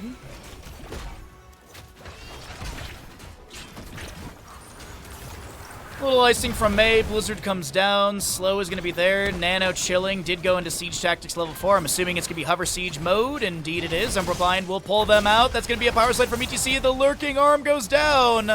Masquerade zone, but throws down a Blizzard of their own. Surdeath coming in with a little drain applied. Does have that hopelessness at level 13 or level 7. I just wanted to use purple because I like it. Dragons are your favorite mythical creatures. Nice. Hell yeah, brother. Or sister. Hell yeah. Dragons are awesome.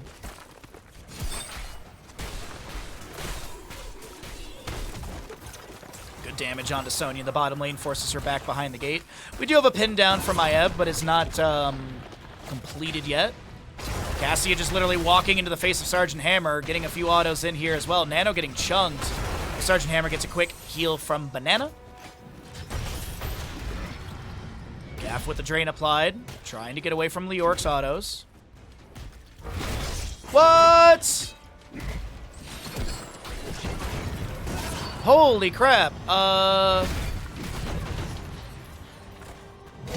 to go, dude! That's so generous.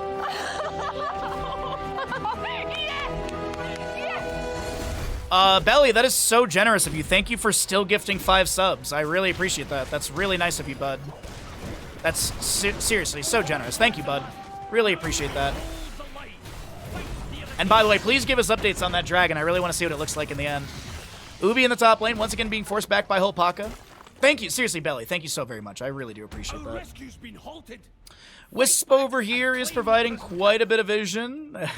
As you can see right now, this is the radius of Sentinel Wisp, where they know the enemy's on that camp. But pretty much, it's pretty much safe to assume that if the null pack is off cooldown, somebody's on it. Like, it is the true objective of this map.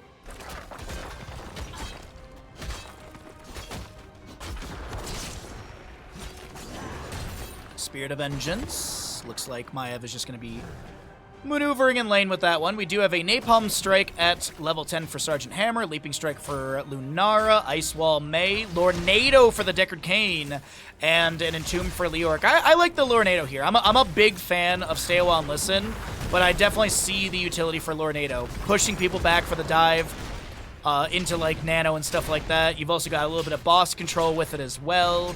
More Nados level 20 could be the pickup. I'm very partial to Perfect Gems, especially with this level 1 and level 7, but it's probably going to be more Nados.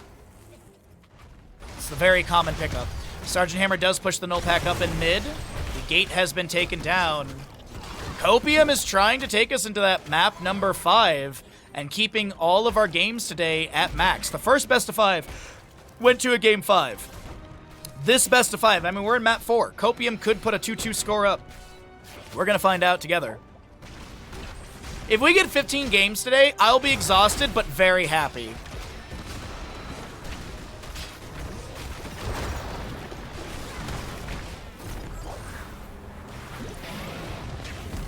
Power slide from ETC finds the May. We do have Lurking Arm going down right there. As I mentioned, it's low blow level 1 for Stukov. Yeah, he did go into low blow, but he went long pitch at level 7 instead of the growing infestation. We'll see what he takes at 13. I'm assuming with long pitch, this is going to be virulent reaction. The long pitch leads me to believe that because you just have more opportunity to land that initial weighted pustule and then the Lurking Arm, because the Lurking Arm has got pretty decent range on the cast. Ball lightning from Cassie onto Holpaka breaks the connection. Disciple getting really low here. Damage over time might just be a little too much. Cassia tries to back away. The flailing swipes are going to be there. Disciple gets a healing pathogen, is fine, but Sergeant Hammer will be taken down. Weighted pustule activation. No way. Sonya did go leap. We have ball lightning, flailing swipe, stage dive from the ETC after the containment disc does end on Deckard Cain. And I believe that's all of our heroics. Post more picks once my cat decides to allow. Oh, yeah, I mean, you don't get to. Yeah, the cat takes priority. I understand for sure.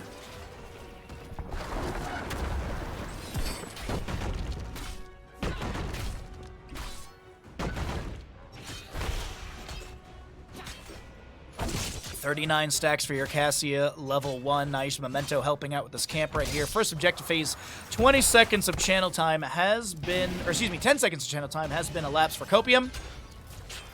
Let's see if they're able to step up and get that last 20 seconds.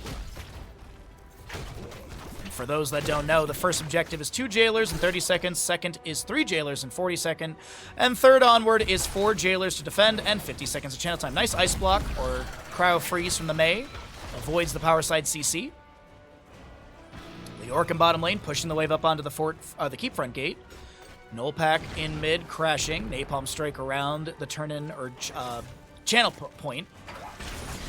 Hammer throws down some mines. We do have Gaff getting a little bit low. Leaping Strike comes through. Containment Disc will land onto Leoric. ETC power sliding away, and this is a disengage from RefueledRaccoons.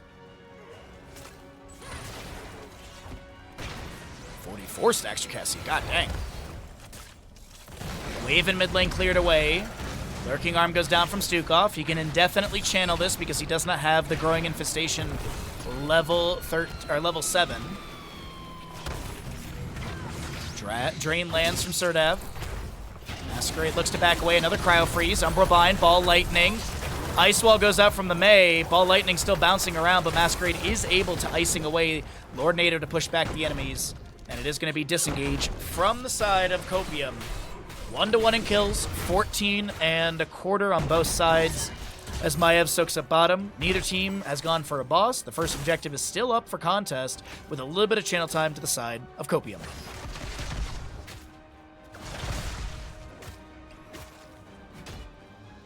So Leap Up is up and available. 30 seconds on Ball Lightning, 26 on a Ice Wall, 12 for a Stage Dive ETC. He did go into Encore, so 4% of 75 seconds for ETC's cooldown right there. Blizzard comes down. The root from Deckard, the Entomb, the Lornado, and that cow is cooked. That'll be a second kill to the side of COPIUM. Spear in from Sonya, icing from the Mei. Ubi trying to back away, gets hit with a Emerald from Deckard Cain to deny some of that healing. Meanwhile, Gaff pressuring Sergeant Hammer on the bottom left of your screen. Spirit of Vengeance to back away. The teleport will be activated. Leoric does have the channel on the objective. Ice Wall from the Mei finds no one.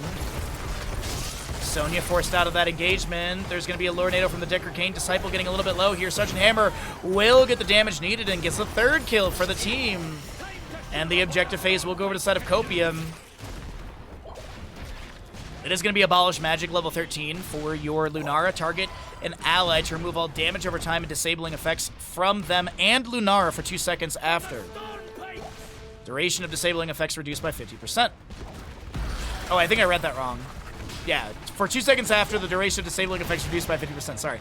I read the comma as a period there. 16s for both sides. Masquerade, another Cryo Freeze to deny the Umbral Bind. Big slow from the Deckard Cain with the Entomb, the Lornado. There's going to be Napalm Strike and all of this. ETC trying to back away. The Flailing Swipes help out a little bit. Leaping Strike from Lunara.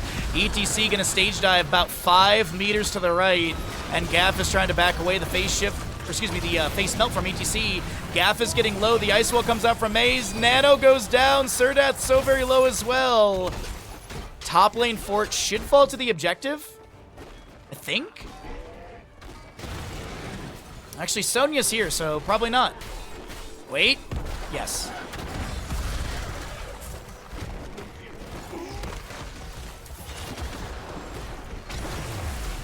Is that the best you can do, Frost Wolves? It won't be enough. Ominous Wraith Royal Focus, 13-16 for Leoric. We've got your Ancient Blessings and your Bonk Staff for Deckard at 13-16. Lunara will be taking the Starwood Spear, so increase Lunara basic attack range by 0.5. Using Crippling Spores increases Lunara's basic attack range by an additional 2.25 for 6 seconds. So you have a 2.75 range increase for 6 seconds. Bad right there. I just want to check this out really quickly and see what that actually equates to. So her basic attack range is 5.5. This passively increases it to 6, and then when activated, you have a 8.25 range. So you outrange structures by 0.25 for 6 seconds. Spirit of Vengeance, Umbral Bind, Containment Disc, all into Sergeant Hammer, who tries to hyper thrust away. Lurking Arm from Sergeant Hammer, or from Stukov is there. Nano getting low, but is not going to be taken down. Leoric Wraith walking through so many enemies. That's a nice tornado bopping Disciple, which will be taken down by Sergeant Hammer with Leaping Strike from Lunara. Still trying to chase in Leorg with a big skeletal swing onto the enemies. Sonya trying to spin out of this one. Entomb from Leoric is beautiful as a disengaged denier. Stukov will go down to the Decker Cane. Sergeant Hammer finds a kill into the Sonya. ETC will stage dive over to the right side. And that is going to be objective phase number 2 up and available. Sergeant Hammer starts sieging into mid lane, keep front gate. Moving. Get him out of there.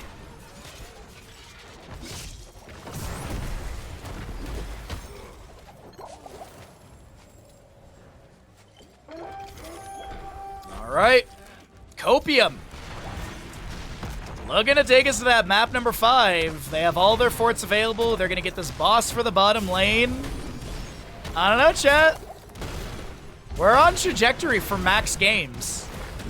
I'm going to be so tired today.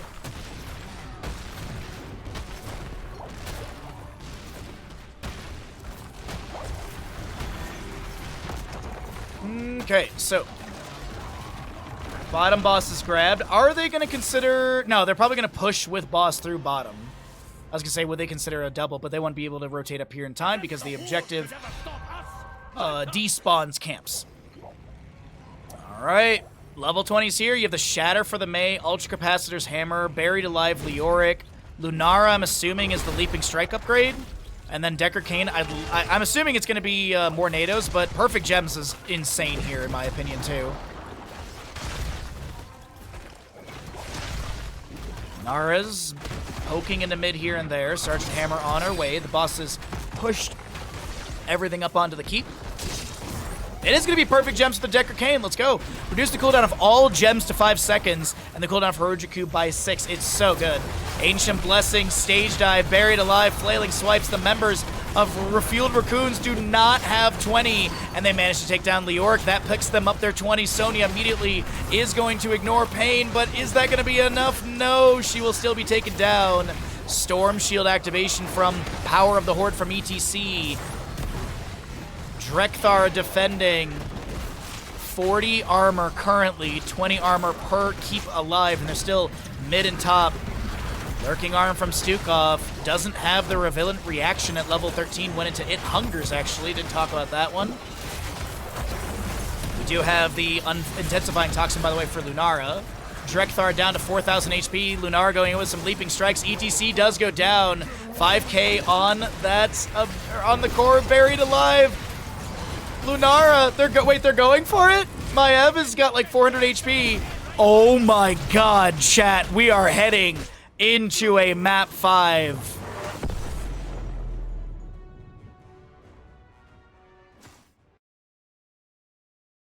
Oh my god. We have max games so far today.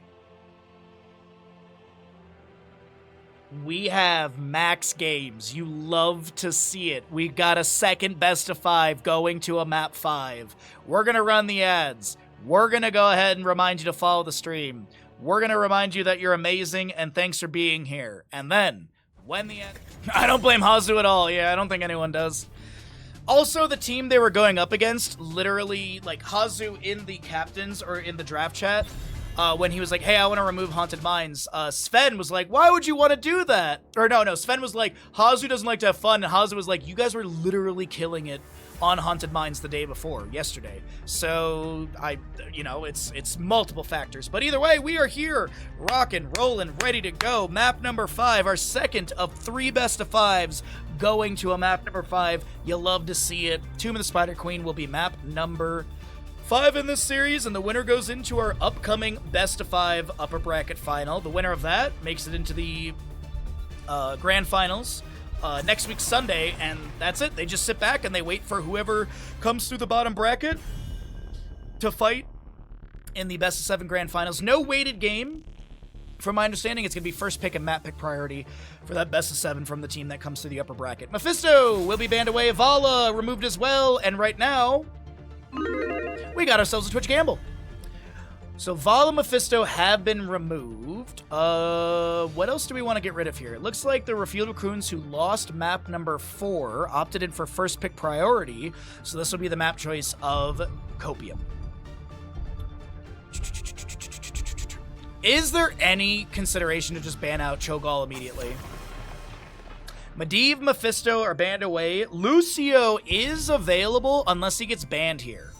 And I think RefueledRaccoons are trying to force the enemy squad of Copium to ban out the Lucio or something. Yeah, they're definitely talking about, like, okay, do we want to give them Lucio? Right. Yeah, Lucio was not played yet. I'm pretty sure. I'm, like, fairly certain Lucio's been played, so we'll see what this next ban is going to be. It's going to be Chen again, okay.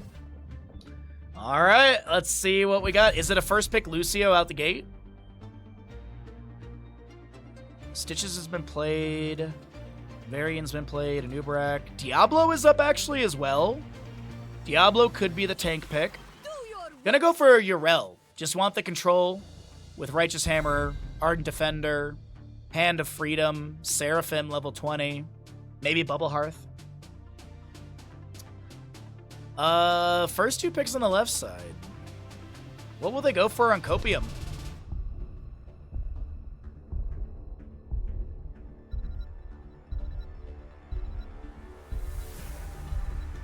Nice, nice, Ninja, nice. You like to see it, nice.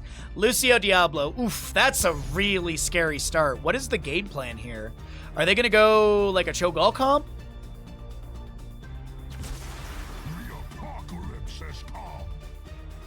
Can I get your Cho'Gall dumpies in chat? Can I get your Cho'Gall dumpies in chat? Because I am just 600 IQ right now. I am 600 IQ right now. Cho'Gall with Yrel at the start. Ban phase. Ariel has not been played yet, right? Ariel would be a really good ban. I don't believe she's been played. But you know what you can do? You know what you can do?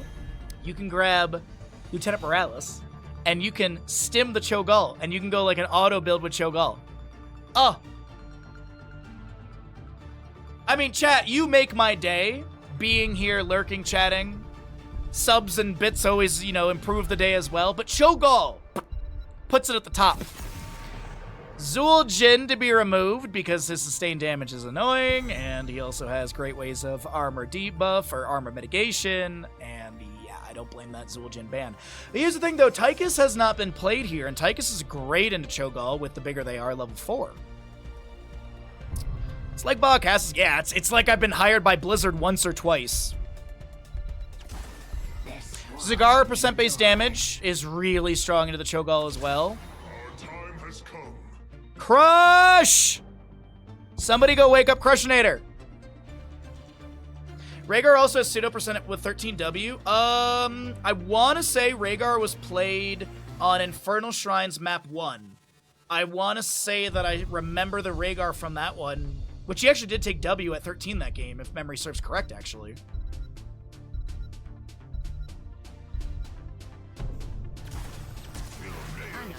Greymane hasn't been played yet? Wow. I thought he had been. Wait, Anna's been played already, hasn't she? Wait, wasn't Anna... Oh, no, I think Anna was on the Infernal Shrines game last best of 5. And then we had an Infernal Shrines game right after that. I think I'm confusing the series as is. Came here to see Bahamut's reaction to Cho'Gall. It's about time. And you stay for the phenomenal casting, right? Right, Draka? How are you doing today, bud? Thanks for coming by. I was guessing your name, but I think I got it wrong. It's Mal and Race? Mal and Raka? I don't know. I'm sorry. Twitch Gamble's going. Let's get into it. Wrong button. Hold on. Right button.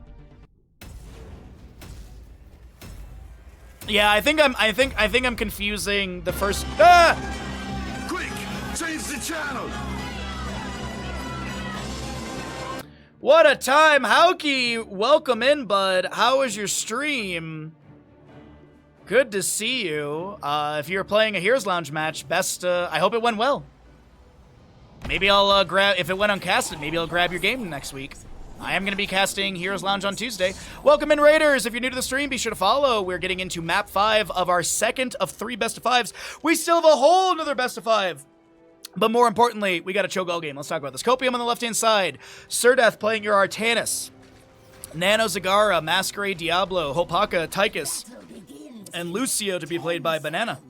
Right side of the map is going to be the members of RefueledRaccoons with a Ubi Yrel, Scorch Ana. Virtue is going to be on your Greymane, actually. And we'll have Disciple on the Cho, Gafflo on the Gull. Look how good I am at player names. Look at me go, chat. See? Look at me go. Gaff and Disciple. There was no cast. Okay. Well, we'll forget that you told us the results, and we'll grab your game this week. Honestly, by Tuesday, I'll probably forget.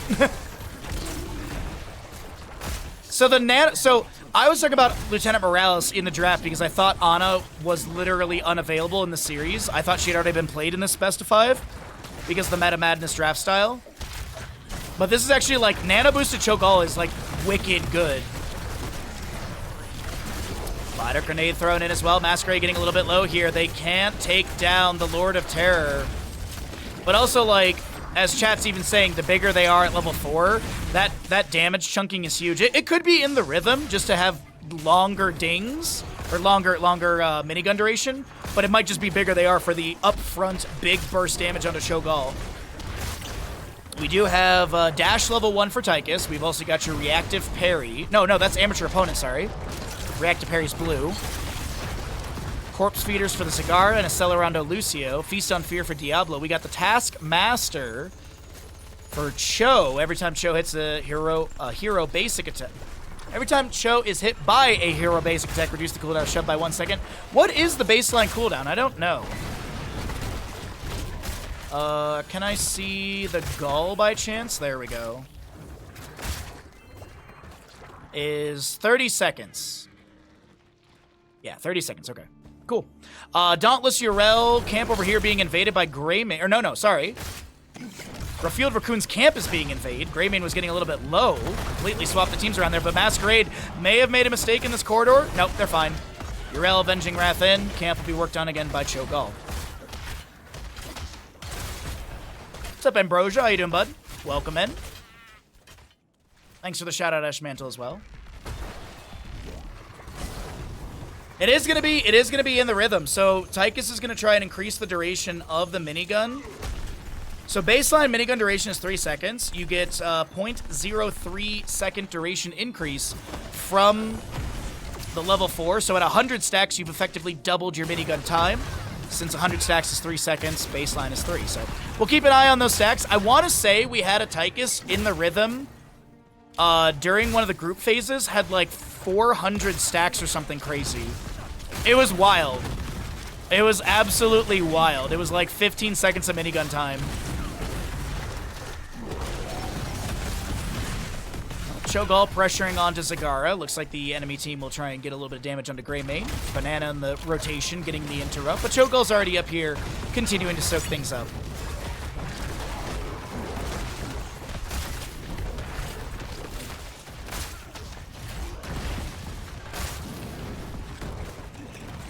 Tychus in bottom lane, trying to chase onto Yrel.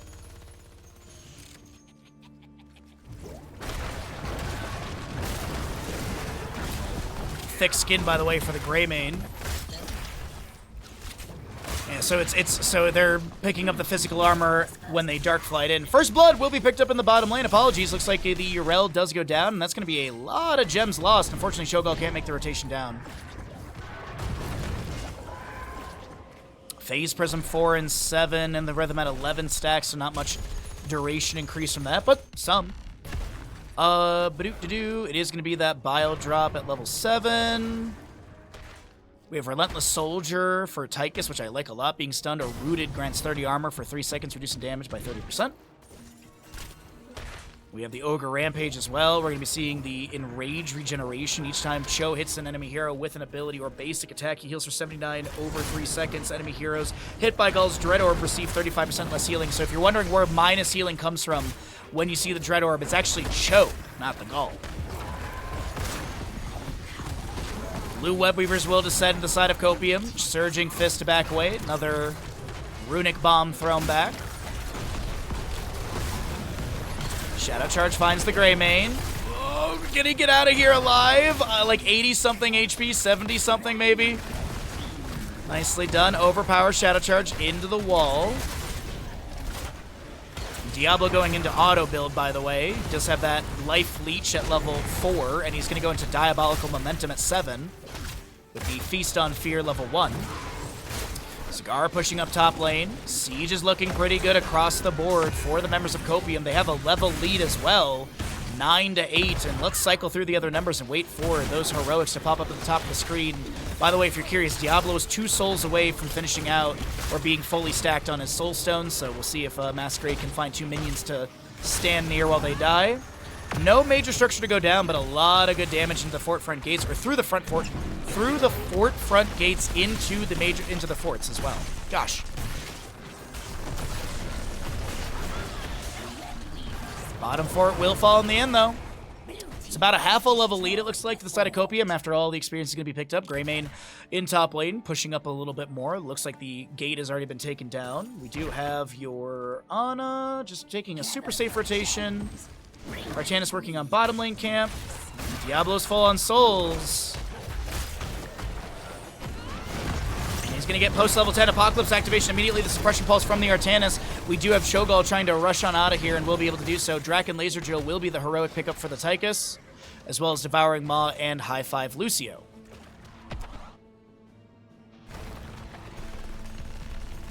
Not much the members of RefueledRaccoons can do here, as they don't want to engage without level 10. Yrel is showing in bottom. Artanis is rotating up. This could be 5v4. Technically 5v3 in top. More Banelings thrown in. Trying to find the Greymane. We do have Twisting Nether, Ardent Defender, Twilight Hammer, Nano Boost, and your Curse Bullet Greymane. Devouring Maw finds the Ana. Draken Laser Drill will be summoned here as well.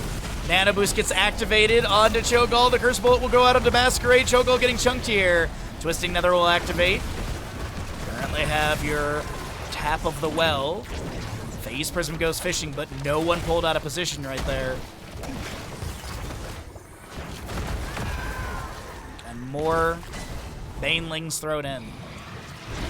Nice Shadow Charge from the Diablo. Catches Cho'Gall in the rotation with that Surging Fist. 48 gems are held, and Cho'Gall does go down. Greymane lunges in. Yrel comes through, trying to pick up the gems, and she'll get a good bunch of them. Actually gets just about everything.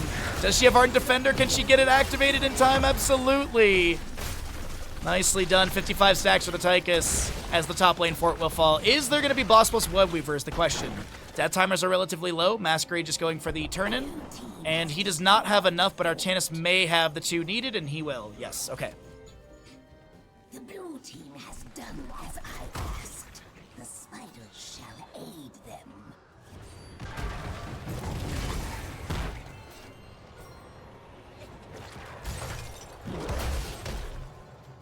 Red team, defend yourself. All right, well, Greymane clears out the top lane wave. This is going to be blue Web Weavers descending. No boss in tow.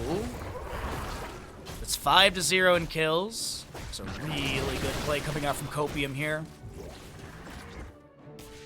Wow, 73 gems. Gosh, that's got to be stressful.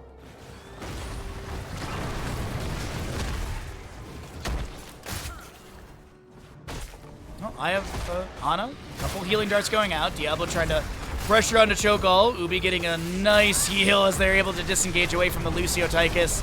Shadow Charge, Nano Boost on the Cho'Gall, but he's just CC'd to oblivion, and he will not be taken down by the Suppression Pulse. The healing dart is good. Just so much CC, and Cho'Gall just can't find the value. Phase Prism Blade Dash. Sidewall gets taken down. Cho'Gall looking to step in. That is going to be Masquerade getting a little bit low, but the Devouring Maw saves Masquerade's health bar. We do have a Shadow or Twisting Nether activated. Cho'Gall does go down. Artanis chases in. I think Copium are going to be heading into the upper bracket final through the bottom lane keep. Fastest map of this tournament at 9 minutes and what? Force shielding is dropped. The Cho'Gall composition did not get to scale that they were hoping for. Diablo souls are consumed. The core will fall. Cho'Gall and friends will be dropped down to the lower bracket. COPIUM will be going up against Bounty Hunters in our upcoming Best of 5 series. GG, well played. Fastest map of the tournament at 9 minutes 52 seconds.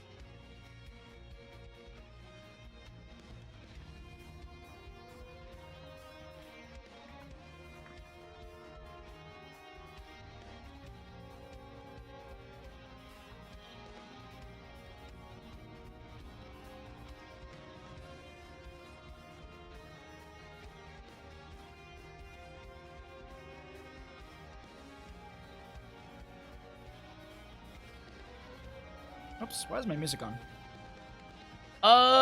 Tim Spider Queen was Copium. The Cho'Gall composition did not do what I was hoping it would do.